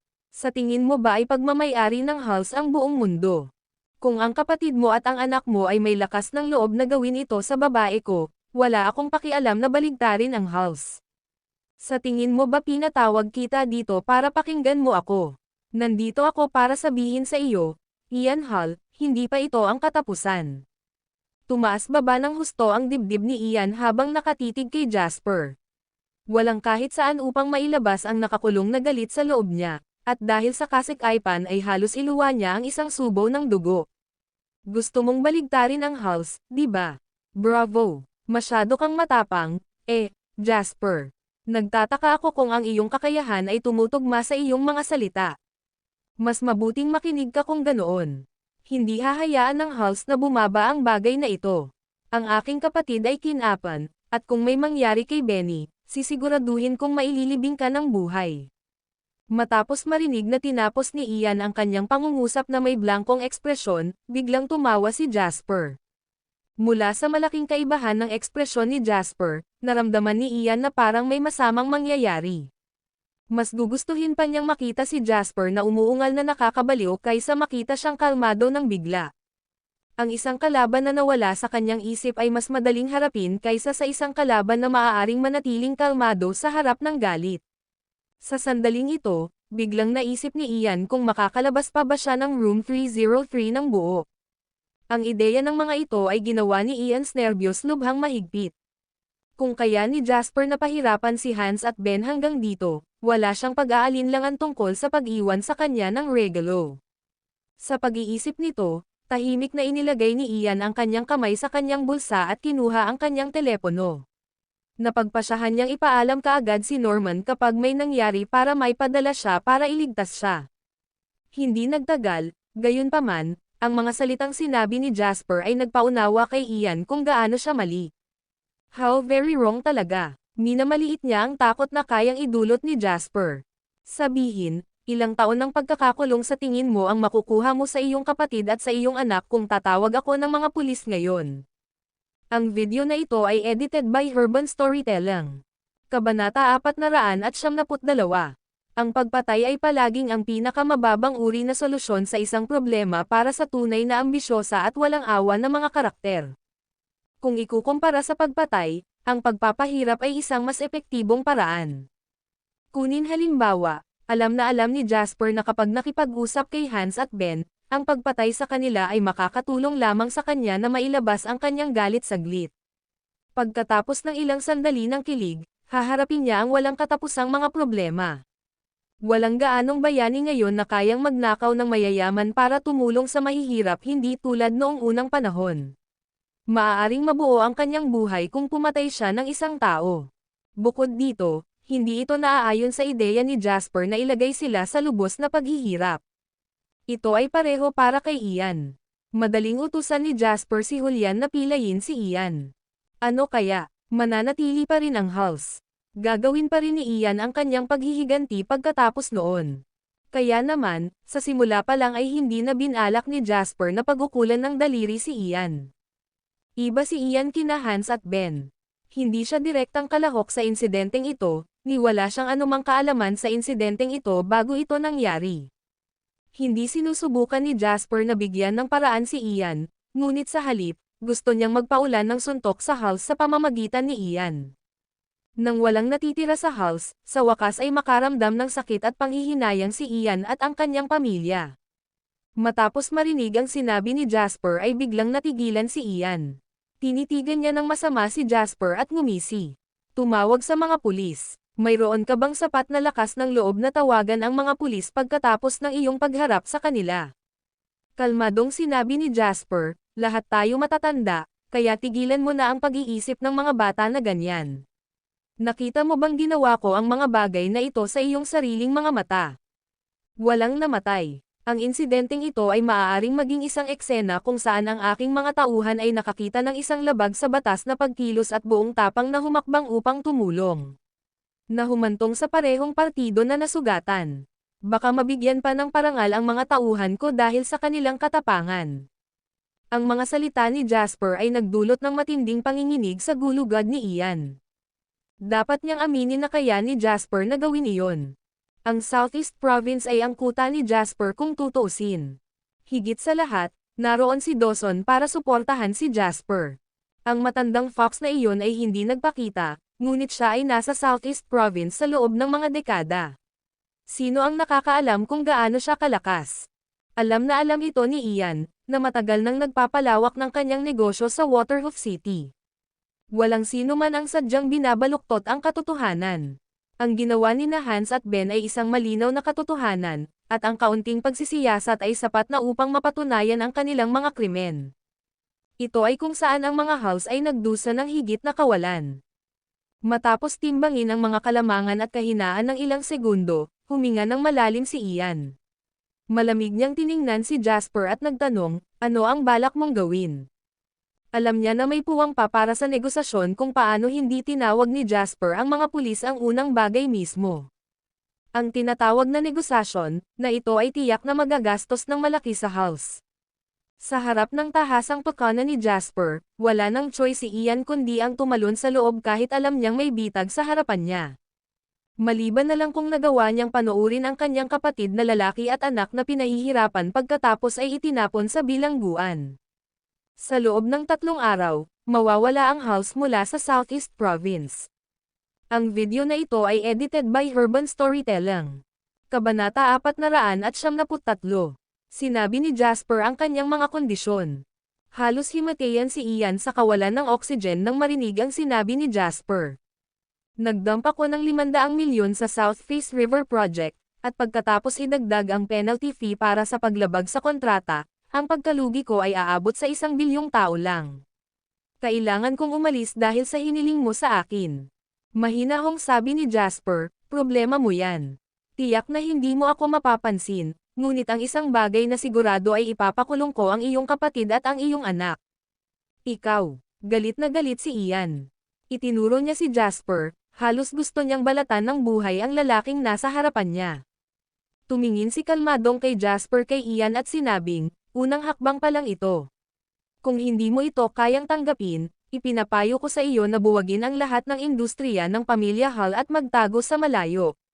Sa sobrang galit ni Ian ay tumawa siya ng malakas. Ha, gusto mo kaming itaboy at lipulin kaming lahat, ha? Huwag kalimutan na ang Hals ay nakabase sa Waterhoof City, Jasper Lane. Ang iyong maliit na lansihin ay hindi sapat para maalis ang mga Hals. Naiinip na sabi ni Jasper, minsan lang kita tatanungin. Maaari ka ba o hindi makalabas ng Southeast Province sa loob ng 3 araw? Kinagat ni ang kanyang mga ngipin, ngunit nanginginig ang kanyang katawan sa sobrang galit at pagkabalisa. Gustong-gusto niyang sigawan ang mukha ni Jasper sa katumalikod para maglakad palayo.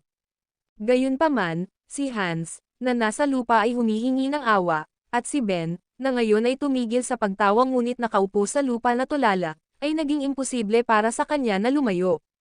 Pagkatapos ng mahabang katahimikan, nagngangalit si Ian at sinabing, okay, sumasang-ayon ako sa kondisyon mo. Tiniis ni Ian ang matinding kahihiyan at pighati nang sabihin niya ang mga katagang iyon. Tinitigil niya si Jasper at sinabing, pero hindi ko hahayaang mahulog ito ng ganoon kadali. Soon, pagsisisihan ko ang lahat ng ginawa mo. Ngumisi si Jasper. Maraming beses na kayong magkapareho ng sinabi ng anak mo. Hindi ka ba nasusuka dito? Sana tuparin mo ang iyong salita dahil hindi ko rin hahayaang mawala ng ganoon kadali ang bagay na ito. Kapag sinabi kong gagawa ako ng hindi mapapatawad na krimen laban sa mga Halls, sisiguraduhin kong gagawin ito sa isang malinaw na paraan. I will be happy to see you put up a fight kasi the more na nagpupumiglas ka, the more I will be satisfied. Paano kita ilalagay sa kawalan ng pag-asa kung hindi? Umalis ka agad si Jasper kasama si Julian pagkatapos sabihin ang mga katagang iyon. Si Ian ay nakatayong mag-isa sa silid, sa sobrang galit na halos lumuwa siya ng dugo. Tiningnan niya sina Hans at Ben na nakahiga sa lupa na may galit na ekspresyon. Gusto niyang turuan sila para sa pagsira sa lahat at hindi niya magawang makamit, ngunit nang makita niya ang kahabag-habag na kalagayan nila, ang mga salita ay nakabitin lamang sa dulo ng kanyang dila. Alam niyang walang kwentang magreklamo ngayon. Mas mabuting mag-isip na lang siya ng susunod na gagawin. Benny, gising na. Makikilala mo ba ako? Lumapit si Ian kay Ben, lumuhad, at niyugyug ang mga balikat ni Ben habang kinakausap siya. Sa wakas ay nagkaroon ng reaksyon ang matamlay na titig ni Ben habang unti-unti itong nakatutok sa mukha ni Ian. Magsasalita na sana si Ian nang biglang itulak ni Ben si Ian, sumisigaw, Jasper. Ikaw Jasper, hindi kita ililibre, papatayin kita. Habang sinasabi niya ang mga salitang iyon, sumugod si Ben. Sa sandaling ito, ang mukha ni Ben na may dugo ay mukhang lubhang nakakatakot. Mukhang napagkamalan niyang si Ian si Jasper at gusto niya itong patayin. Nagulat si Ian, at sa pagkakataong ito ay nakarinig din siya ng kumpol ng mga yabag. Si Norman ay tumakbo sa itaas kasama ang kanyang mga tauhan. Natigilan si Norman nang makita ang eksena sa silid. Mabilis niyang inutusan ang mga bodyguard na hilahin ang baliw na si Ben, tinulungan si Ian na makatayo, at sinabi sa nanginginig na boses, Ano? Ano ang nangyari? Napuno ng luha ang mga mata ni Ian habang pinagmamasdan ang mga gwardya na pinipigilan si Ben habang patuloy itong nagpupumiglas. Nanginginig ang boses niya nang sabihin niyang, Bilisan mo, ipadala mo sila sa ospital. Benny. Nabaliw na si Benny. Biglang tumibok ang puso ni Norman. Inutusan niya ang kanyang mga tauhan na tumawag ng ambulansya at inikat ang kanyang ulo para sabihin kay Ian, nakita ko si Jasper na inakay ang kanyang mga tauhan palayo. Anong nangyari? Ian gritted his teeth, a malisyosong glow na kumikinang sa kanyang mga mata. Siya ay humungol, sumisigaw, ang brat na iyon ay nasira ang aking kapatid at ang aking anak. Nilipol na niya sila. Gusto ko siyang patayin. Ang video na ito ay edited by Herban Storytelling. Kabanata 474. Hindi pumunta kahit saan si Jasper at wala rin siyang ginawa sa sumunod na 2 araw. Pinili na manatili sa tabi ni Wendy sa halip kung saan itinoon niya ang lahat ng atensyon sa kanya.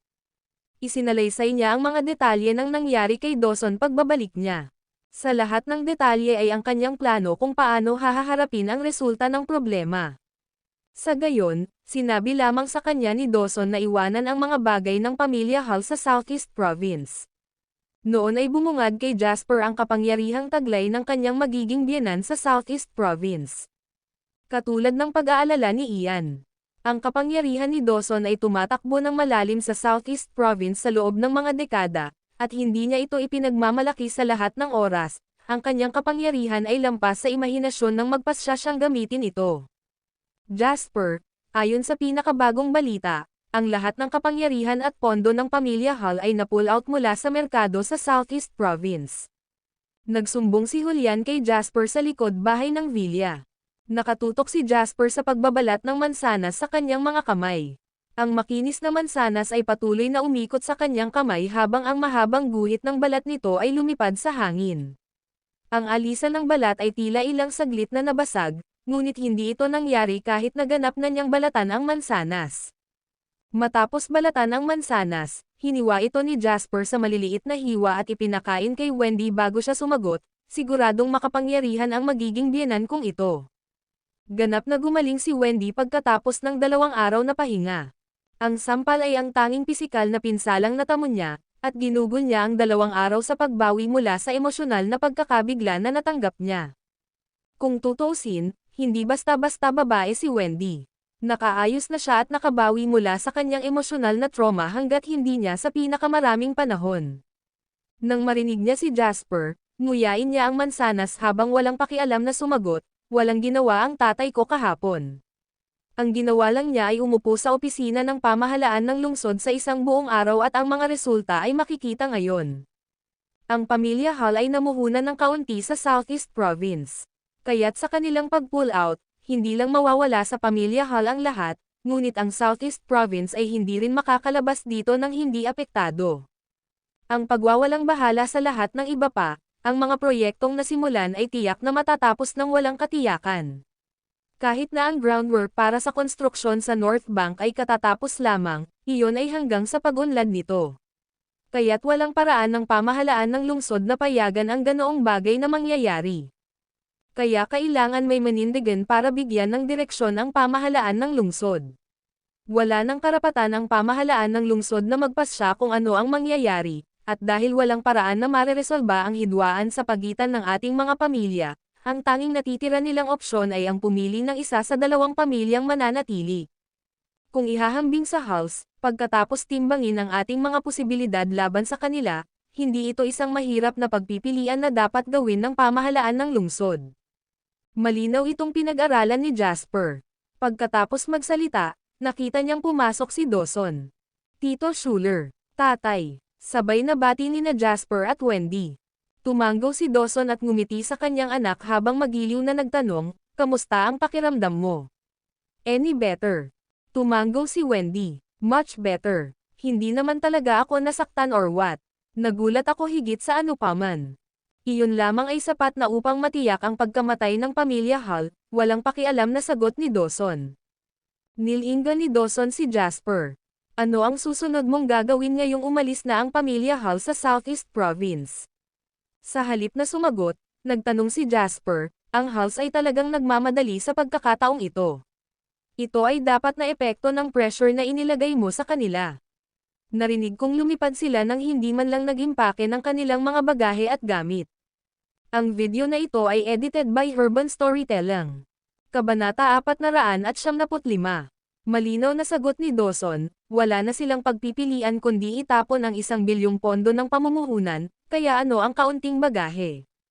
Walang pakialam na komento ni Jasper, at least mabilis silang tumakas. Nagawa ng House na talagang magalit kina Jasper at Dawson. Si Jasper at Dawson ay walang isyu sa iba hanggat hindi naglaro sila ayon sa mga patakaran. Ngunit binaliwala ng pamilya Hall ang mga regulasyon at lumampas sa kanilang mga hangganan. Hindi pa banggitin na ang overstep na ito ng Halls ay naging trigger kina Jasper at Dawson. Ito ay simula pa lamang. Ang pagkawala ng 1 bilyon ay isang pinsala lamang sa kanila, hindi ito sapat na nakapipinsala. Susunod kong paghiwa-hiwalayan ang mga ito at tuluyan ko na silang aalisin sa merkado. Puno ng determinasyon ang walang kibo na tono ni Jasper. Tumanggo si Dawson bilang pagsang-ayon. Harapin mo sila ng lubusan kung hindi ka magkakaroon ng mga mangyayari sa hinaharap. Wala nang paraan na magkasundo ang 2 pamilya, kaya walang saysay na nagpapakita ng awa sa ganoong krusyal na panahon. Ano man ang iyong susunod na gawin, siguraduhin na gagawin mo ito ng mabilis. Ngumiti si Jasper. "Huwag kang mag-alala. Mayroon na akong plano at ito ay iset in motion sa lalong madaling panahon." Tinapik ni Dawson ang balikat ni Jasper bilang maluwag. "Hindi ko kailanman kinuwestiyon ang iyong trabaho, ngunit may isang bagay na kailangan kong pag-usapan sa iyo. Ngayon na ang North Bank ay desyerto, ang pamahalaan ng lungsod ay masyadong malabo tungkol sa kanilang mga plano dito. As far as they're concerned, since naibigay na nila yung lupa, yung advertisement yon. Ang naipublish na ay makikita bilang isang malaking biro kung kukunin nila ang lupa dahil sa pag-alis ng pamilya Hall sa kontrata. Walang paraan na ang gumagawa ng desisyon sa pamahalaan ng lungsod ay papayagan ang ganoong pagkasira. Lalo na kapag natapos ang pagbuo ng South Bank at makikita ang lahat ng sitwasyon sa North Bank. Hindi tayo magkakaroon ng problemang ito kung ang North Bank ay hindi kailanman inilagay sa agenda ng pag-unlad sa simula, ngunit dahil ito ay naruroon na at ang batayan nito ay nakumpleto na, wala nang maraming opsyon na natitira. Ang mga salita ni Dawson ay masyadong malabo, ngunit narinig ni Jasper ang layunin sa likod nila. Kaya gusto ng pamahalaan ng lungsod na sakupin natin ito. Napangiti si Dawson. Tama, kumunat ang noo ni Jasper. Kailangan mong mag-invest ng 1.5 beses ng kung ano ang na-invest sa South Bank kung gusto mong bumuo ng North Bank. Hindi masyadong beneficial iyon. Ang dulati ay naruroon sa lahat ng bagay. Kung titingnan mo ito mula sa ibang anggulo, ang North Bank ay maaaring hindi kasing halaga ng iniisip mo, paalala ni Dawson. Nagtaas ng kilay si Jasper. O marahil, maaari naming bumuo ng North Bank na may ganap na naiibang plano. Sabihin, halimbawa, isang villa district. Maraming bundok at puno doon, at nasa tabi lang ng South Face River na napapaligiran ng ilang lumang nayon. Ang ekonomiya ay hindi umuunlad doon, ngunit iyon din ang dahilan kung bakit napanatili nito ang karamihan sa natural nitong ekolohikal na anyo. Baka magkaroon tayo ng ganap na kakaibang epekto kung gagawin natin itong villa district para sa mayayaman. Tumingin si Dawson kay Jasper bilang pagsang-ayon. Magandang trabaho, mayroon kang matalas at malinaw na pag-iisip dyan. Kinailangan ko ng isang buong gabi para isipin ito. Ngumiti si Jasper. Hindi ko iisipin kung hindi mo ako ipaalala, pero paano ang transportasyon? Napangiti si Dawson. Sisingilan namin ito sa ika-10 ng normal na presyo, para lang sa formalidad. Dahil binayaran na kami ng pamilyang Hall. Nagningning ang mga mata ni Jasper. Kung ganoon ay ganap na posible. Sa halip na pag-unlad ng negosyo, ang distrito ng Villa ay lubos na magpapababa sa ating mga gastos at makadagdag pa rin sa South Bank.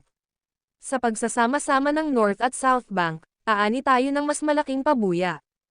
At gagawin namin itong madali sa pamahalaan ng lungsod. Napangiti si Dawson.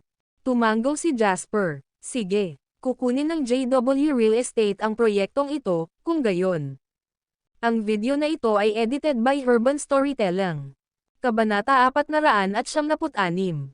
Sa karamihan, ang proyekto ng North Bank ng South Face River ay isang hindi inaasahang panalo para kay Jasper. Sa pamamagitan nito, maaakit niya ang higit na pansin sa proyekto ng South Bank, at ang distrito ng Villa sa North Bank ay lubos ding aasahan sa pagpapalawig. Maaaring isipin na kapag ang South Bank ay naging sentrong pang-ekonomiya ng lalawigan, ang Villa District ng North Bank sa kabilang panig ng ilog ay magiging isang lugar kung saan ang mga nangungunang mayayamang tao sa lugar, o maging ang buong Southeast Province, ay magiging isang lugar, magtipon. Ito ay ang parehong piraso ng lupa. Ngunit ito ay naglabas ng ganap na magkakaibang mga resulta sa mga kamay ng pamilya Hall at Jasper. Hindi sa hindi naisip ng Halls na gawing Villa District ang North Bank. Dahil ang Halls ay nagawang gumawa ng isang pangalan para sa kanilang sarili sa mga negosyante ng Haddock at kahit na natagpuan ang kanilang katayuan sa Waterhoof City, si Jasper ay hindi kailanman kinuha ang Halls upang maging idiots. Ang pangunahing bagay ay ang aming mga pamilya ay may iba't ibang layunin. Plano ng Halls na bumuo ng North Bank pangunahin upang piliin ang aming pag-unlad sa South Bank. Kaya naman nagpasya sila sa isang business center plan tulad ng South Bank para makipagkompetensya sa atin. Ngunit sa pag-unlad din ng North Bank sa amin, maaari kaming magkaroon ng isang distrito ng negosyo sa timog at isang mayamang lugar ng tirahan sa Hilaga, upang mailipat ang pag-aaral sa South Face River. Sa mga pag-unlad sa kaliwa at kanina ng ilog, lilikha tayo ng isang high-end na distrito sa loob ng Southeast Province.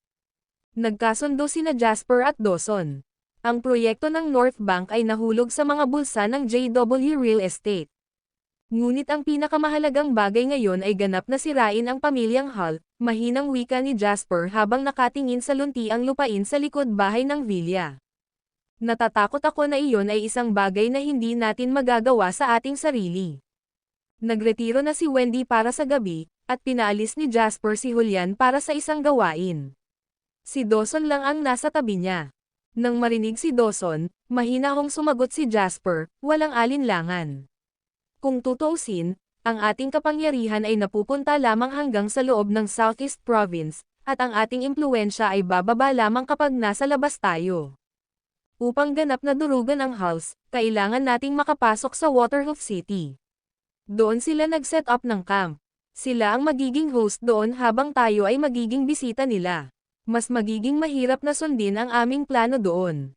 Nagsalubong ang kilay ni Dawson.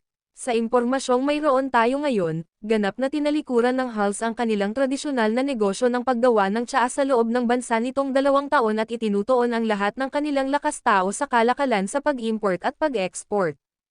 Ang ekonomiya ng bansa ay umunlad sa mga taong ito at maraming mga kalakal na may higit na pangangailangan kaysa sa supply. Mas malaki na ang kinita nila dyan, pero wala pa ring pagtaas sa supply ng nasabing mga bilihin. Tinitiyak nito ang kayamanan ng mga taong nagtatrabaho sa kalakalan sa pag-import at pag-export, mahinang wika ni Jasper. Iyon ang katotohanan. Ayon sa kanyang alaala mula sa kanyang nakaraang buhay, ang sumunod na 8 taon mula noong bagong milenyo ay inuri bilang gininto ang 8 taon ng kalakalan sa pag-import at pagluluwas ng bansa. Hanggat ang isang tao ay may koneksyon sa pag-import ng mga kalakal mula sa ibang bansa, kung gayon kahit ang mga idiot ay maaaring kumita ng pera nang walang ibang ginagawa. Ang gayong kumikitang negosyo noon ay lubos na hinanap at ang alon nito ay mga umatras lamang sa mainland ay nagsimulang gamitin ang industriya ng real estate at tulad ng riles na mga pag-unlad sa pundasyon bilang haligi nito upang bigyang pansin ang domestic demand, na nagdadala sa bansa sa landas ng kaguluhan sa infrastruktura. Sa palagay ko ay wala akong magagawa kung kumikita sila sa ibang industriya, ngunit maaari akong magkaroon ng ideya kung ito ang import at export trade na pinag-uusapan natin, sagot ni Jasper. Nagtataka namang tumingin si Dawson kay Jasper ngunit hindi ito nagkomento. Pagkatapos ng sunod-sunod na pangyayari, alam niyang hindi na si Jasper ang hamak na stock genius na kilala niya noon. Ang mga lalaki ay mayroon na ngayong kanyang mga puwersa at lihim, at ito ang lahat ng mga organisasyon ng pag-unlad na kinakailangang pagdaanan ng isang bayani sa negosyo. Maging ang laban na ito sa pamilya Hull ay isang karanasang kailangan niyang pagdaanan. Kung hindi ang Hulls, isa na lang itong pamilya sa ibang pangalan. Kung ito ay hindi dahil kay Wendy, kung gayon ito ay dahil sa ibang dahilan ng uri. Walang bayani na gumawa ng pangalan para sa kanilang sarili ng may kapayapaan. Ang pagsilang ng isang bagong puwersa ay dumating kasabay ng pagbagsak ng iilan, kung hindi man marami, mga lumang puwersa. Basta may plano ka, hindi ako magbibigay ng masyadong input tungkol dito. Gaya ng sinabi ko, gawin mo ang sa tingin mo ay tama, at tanungin kung kailangan mo ito, sabi ni Dawson kay Jasper. Seryosong tumango si Jasper. Nakuha ko. Nakangiting tinapik ni Dawson ang balikat ni Jasper at tumayo para umalis. Si Dawson ay nagkaroon ng pagbabago ng puso pagkatapos ng nangyaring ito dahil napagtanto niya na wala siyang maraming pagkakataon na gumugol ng oras sa kanyang anak na babae.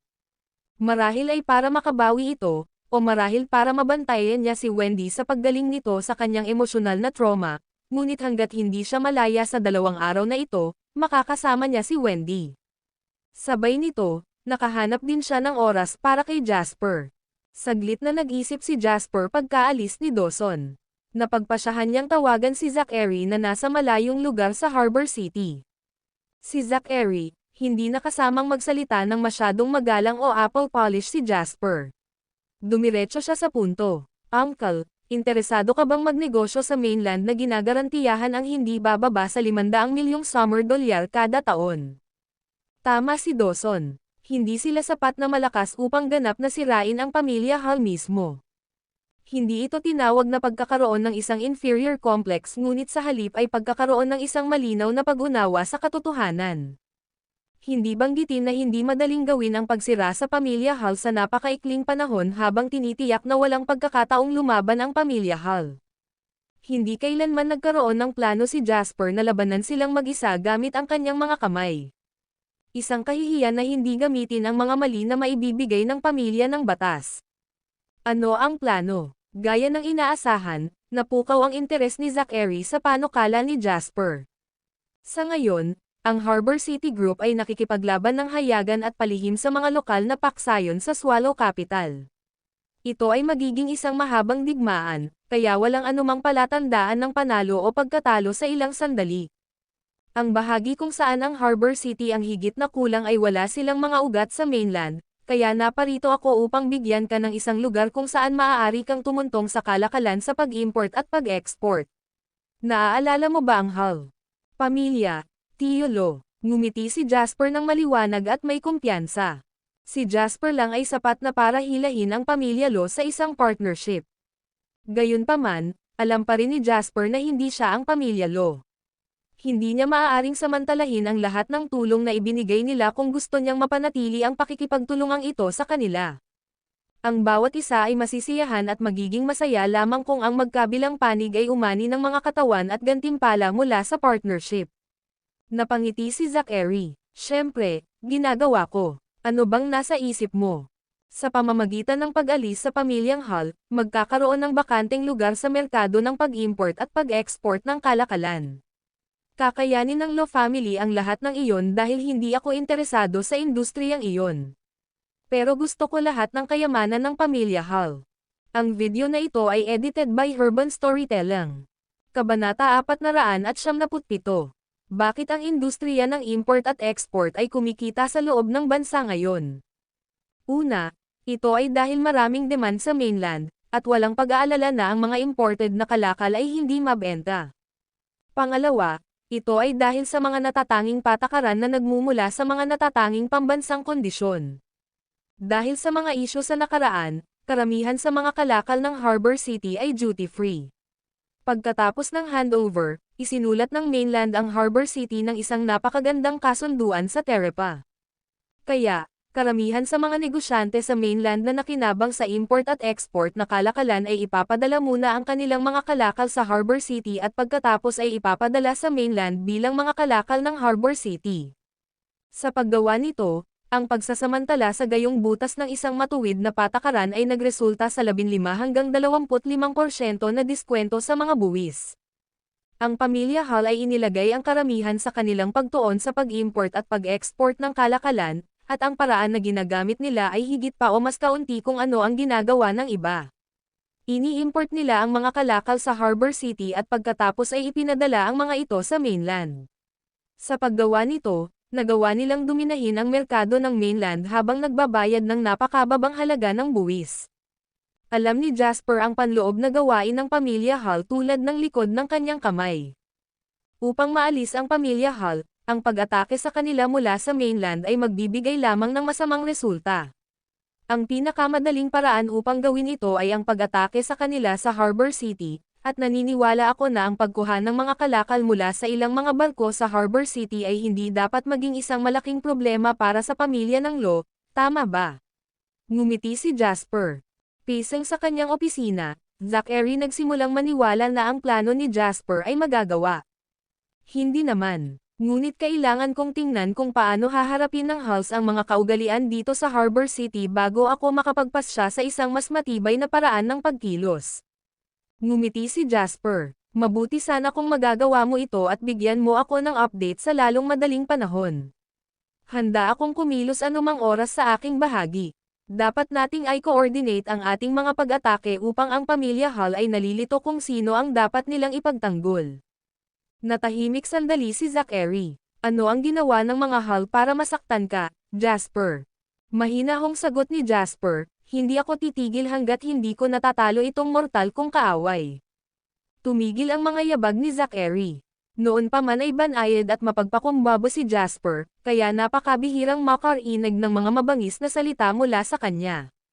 Gayunpaman, nakatulong ito kay Zachary na maunawaan ang determinasyon ni Jasper. Sa isip niya, dinagdagan niya ang kahalagahan ng laban na ito. Sige, sasamahan kita dito. I-update kita kaagad kapag naimbestigahan ko na ang mga bagay sa aking dulo. Oh, at ipapadala ko rin si Henry sa iyo, kung gayon.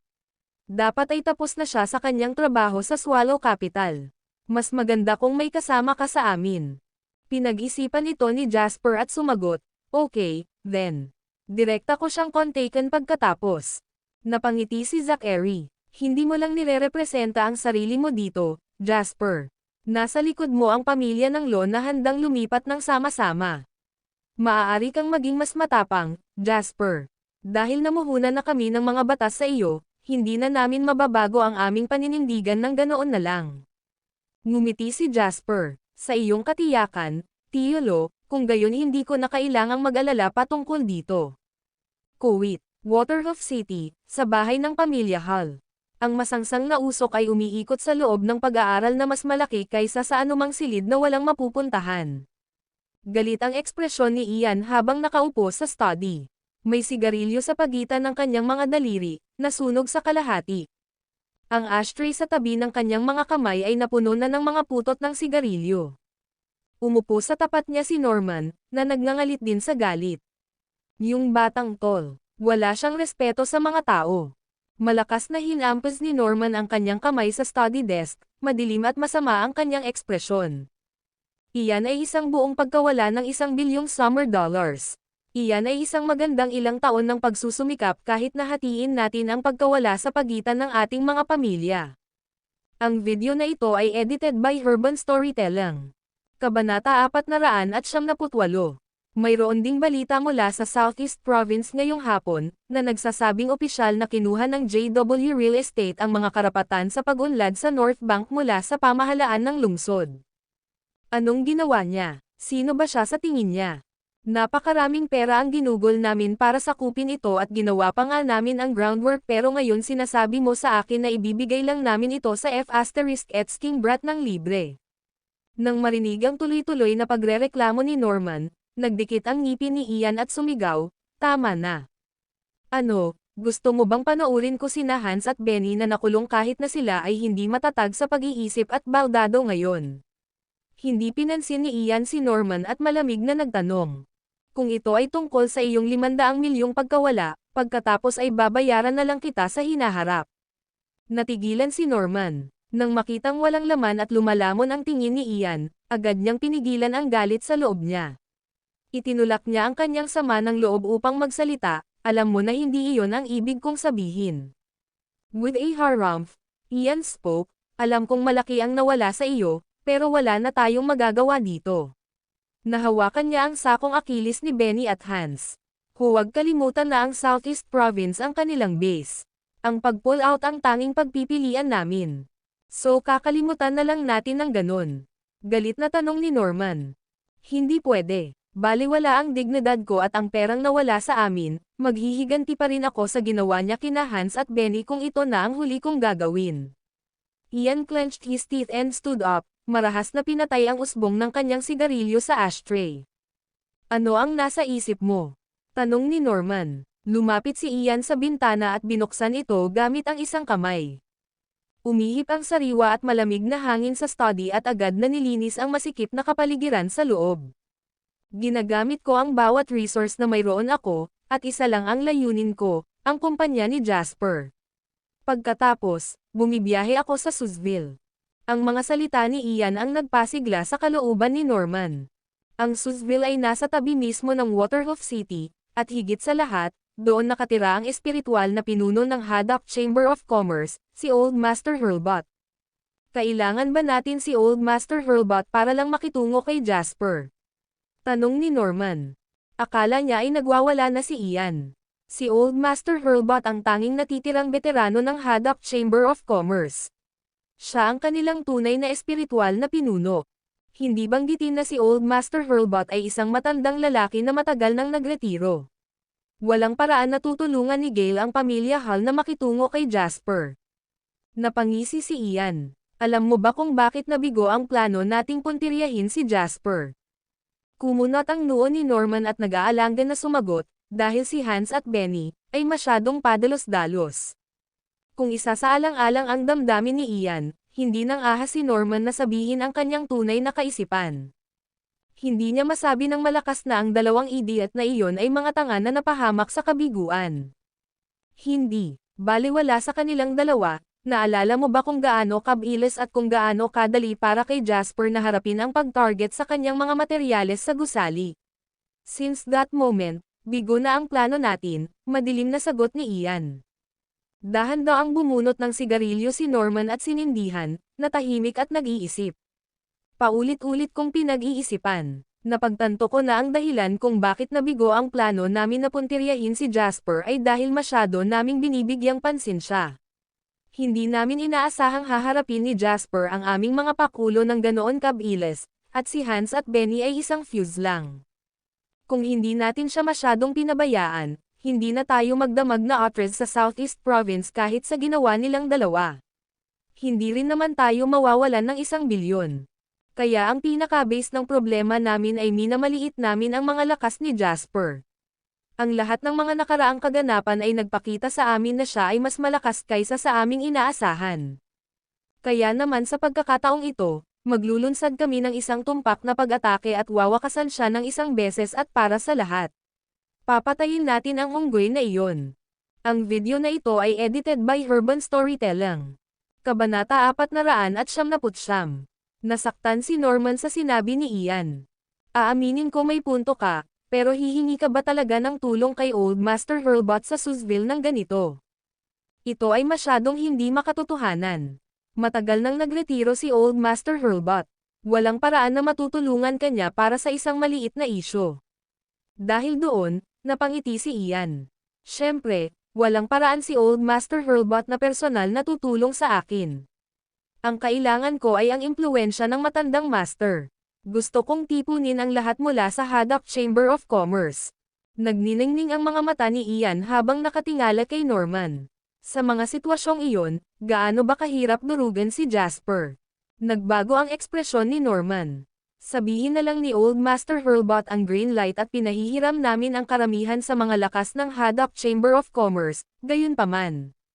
Masyadong maraming pabor ang utang namin dito. Malungkot ang ekspresyon ni Ian habang umuungal, so what? Wala akong pakialam sa iba. Kaya kung bayaran ang mga pabor na inutang ko at maibibigay ko ang anumang benepisyo na gusto nila, ngunit walang paraan sa impyerno na mapapatawad ko si Jasper nang hindi naghihiganti. Hindi na makilala ang pamilyar na kaparehan na dati niyang kilala, napabuntong hininga si Norman. To be absolutely honest, Norman was starting to feel fear considering how Ian's actions now were detrimental to himself.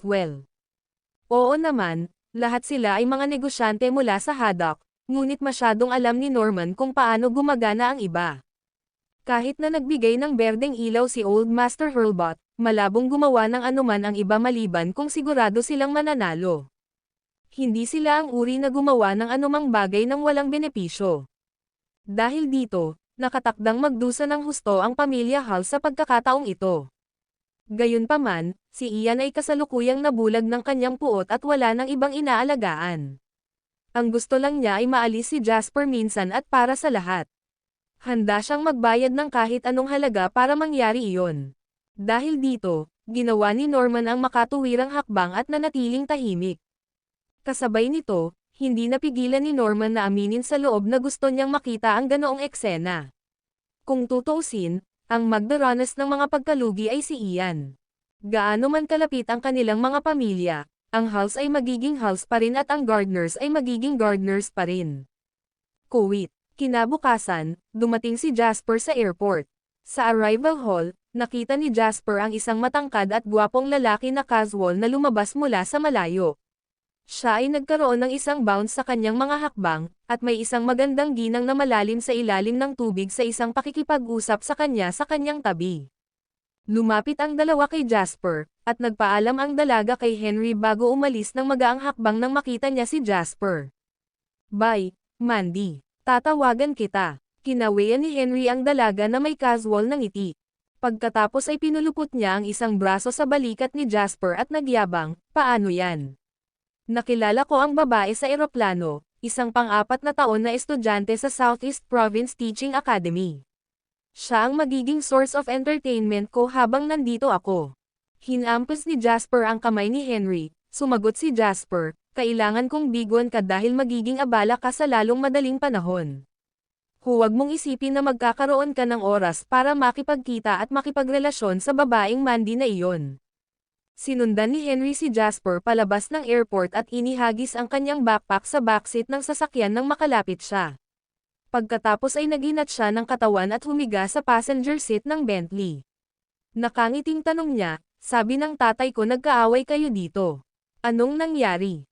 Hindi ako titigil hanggat hindi ko sila nadudurog.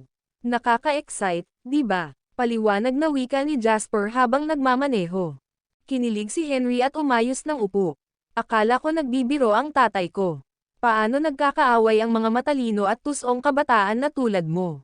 Akala ko mabait ka sa lahat at hindi man lang nagbabackstab ng mga tao. Sige, kahit ano. Sabihin mo lang kung nasaan ang F***Sucker na iyon at hahanapin natin siya ngayon. Papatayin ko ang kumag na yan. Napatingin si Jasper kay Henry at ngumiti. Nasa Waterhoof City siya, at may sarili siyang puwersa. Malamang na marami siyang tutulong sa kanya.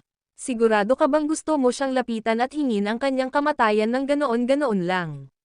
Tayong dalawa lang. Kinaway-kaway ni Henry ang kamay niya. So ano, naaalala mo ba si Mitch Langdon? Nilabanan ko ang tanggang F***Sucker na iyon 7, 8 taon na ang nakakaraan. Hiniling sa akin ng F***King moron na makipagkita sa kanya sa street John's Road para makipag-ayos at ako ang laban sa 6 hanggang 7 sa kanila. Nandito pa naman ako diba? Bakit ang galang mo sa akin, pare? Mas close kami dun. Papatayin lang natin ang tanga na nag-iisip na mas magaling siya sa atin. Mga katulong. Kailangan ko lang tumawag sa Harbor City at magkakaroon ako ng mga truck. Puno ng mga gangster dito para sa iyo anumang oras. Ngumiti si Jasper. Sapat na sa akin na malaman kung handa kang tumulong. Pero baka kailangan ko talaga ng tulong mo sa ilang bagay sa pagkakataong ito. Ngumisi si Henry. Finally, time na ikaw na ang humihingi ng tulong sa akin. Sige, sabihin mo lang sa akin kung ano ang kailangan mong gawin ko. Sinong pinagkakaguluhan natin? Ian Hall, sagot ni Jasper. Natigilan, pinag-isipan ito ni Henry. Ang tanga ba na ito ay may kaugnayan sa hanggal na F***Sucker, Ben Hall. Nakilala mo na siya dati. Tatay ni Ben, sagot ni Jasper. Good job, pare. Tina-target mo na ang mga matatanda mo ngayon ha. Hell yeah, kapatid ko yun. Alam kong hindi mo ako makakalimutan kapag gumagawa ka ng ganito. Though to be honest, I'm no longer interested in F***ing over those morons who are the same age of us, tuwang-tuwang chat ni Henry. Malinaw na sagot ni Jasper, nabaliw na ako kay Ben.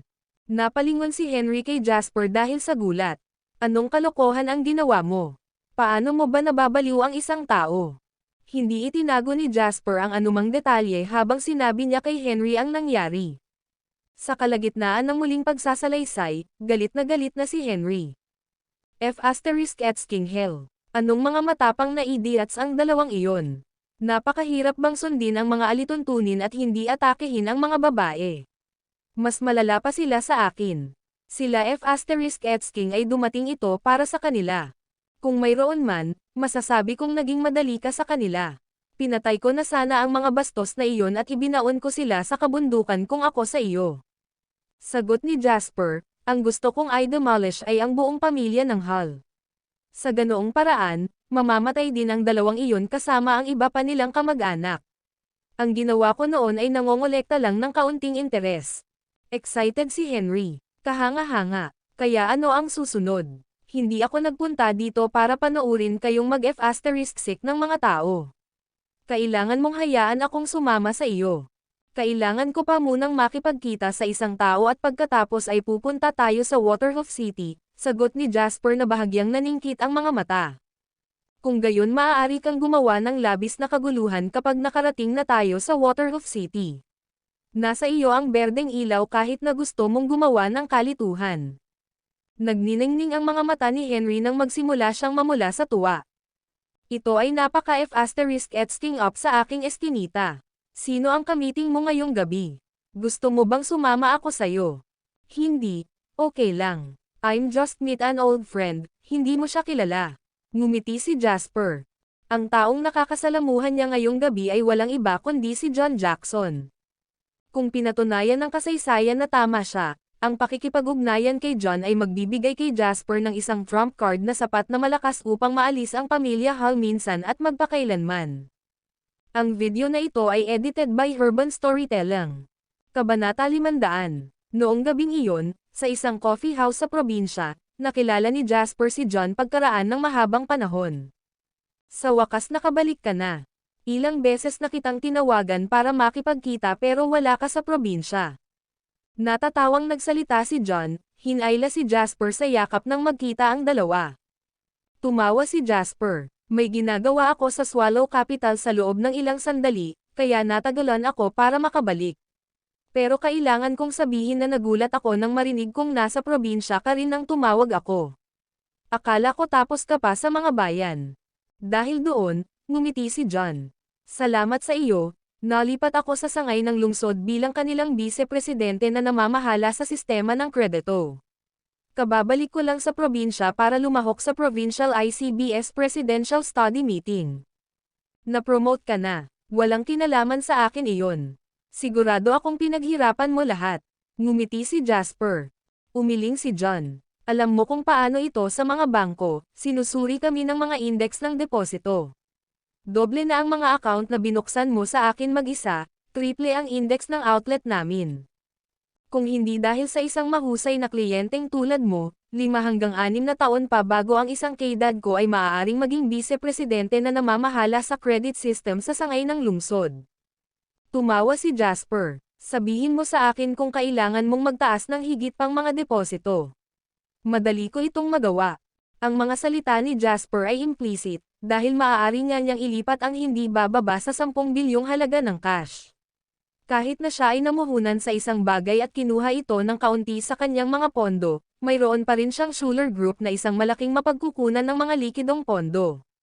Sa kasalukuyang 10 bilyon sa kanyang personal na account, madaling maabot ni Jasper ang taunang target ng sangay ng lungsod. Tuwang-tuwang sagot ni John, marami ka nang nagawa para sa akin at ayaw kitang abalahin tungkol dito. Dagdag pa, alam mo kung paano ito sa mga target na index, binabago nila ito bawat taon. Kung makikilala natin ito ngayong taon, itataas na lang nila ito para sa susunod na taon. Mas gusto kong maging mabagal at madali. Ngumiti si Jasper. Balik tayo sa topic. Hinanap kita ngayon dahil may itatanong ako. Agad namang nagseryoso si John doon at sumagot, paano kita matutulungan? Sabihin mo sa akin at gagawin ko ang lahat para makatulong. Nang malaman kung paano gumagana ang sistemang panlipunan, matagal nang natutong magsalita si John ayon sa kausap niya. Pagdating kay Jasper, walang planong itago si John. Kung ito ay sa simula pa noong ginagamit pa ng dalawa ang isa't isa para sa kapwa-benepisyo, kung gayon ang pagkakaiba sa kanilang katayuan sa lipunan at pagkakakilanlan ay milya-milya na ang agwat sa mabilis at patuloy na pagtaas ng yaman ni Jasper. Gayunpaman, ni minsan ay hindi nilinggan ni Jasper si John kahit na ang isa ay hindi nakapakipakinabang sa kanya. Kung mayroon man, gagawa pa rin si Jasper ng inisyatiba na makipag-ugnayan kay John tuwing 3 hanggang 5 araw at makibalita. Dagdag pa, tulad ng sinabi ni John, si Jasper ay gumanap ng isang malaking papel sa kanyang promosyon, kahit na hindi ito sa pamamagitan ng paglalagay ng magagandang salita para kay John. Ang sistema ng bangko ay nagtrabaho sa pamamagitan ng pagtutok sa mga deposito na natipon. Ang personal na account ni Jasper ay may ilang bilyong nakaupo sa loob, at alam ni John na sa ganoong kalaking deposito, tiyak na may iba pang mga bangko at iba pang mga bankiro na susubukan na hilingin kay Jasper na magdeposito. Kanyang pera sa kanila, maaaring hindi man lang maibigay ni John ang parehong halaga ng mga serbisyong maaaring ibigay ng ibang mga bangko. Gayunpaman, hindi kailanman ni-withdraw ni Jasper ang kanyang pera para magdeposito kahit saan pa. Ito ay isang tagumpay sa ilalim ng pangalan ni John. Kung may nag-iisip kung ano ang isang pabor, kung gayon ito iyon. Marahil dahil sapat na ang kanyang nakitang kasinungalingan at panlilinlang, pinahahalagahan ni John ang pakikipagkaibigan nila ni Jasper. Hindi alam ni Jasper ang mga kaisipang tumatakbo sa isip ni John at ngumiti. Naaalala kong may sinabi ka tungkol sa pagkakaroon ng isang matandang kasamahan na nagtatrabaho bilang manager ng opisina sa sangay ng Waterhoof ng ICBS. Sa palagay ko ay nasa isang hapunan ito kanina pa. Natigilan si John at nagtanong, Ay do. Pero bakit ngayon mo pa tinatanong? May nangyari ba?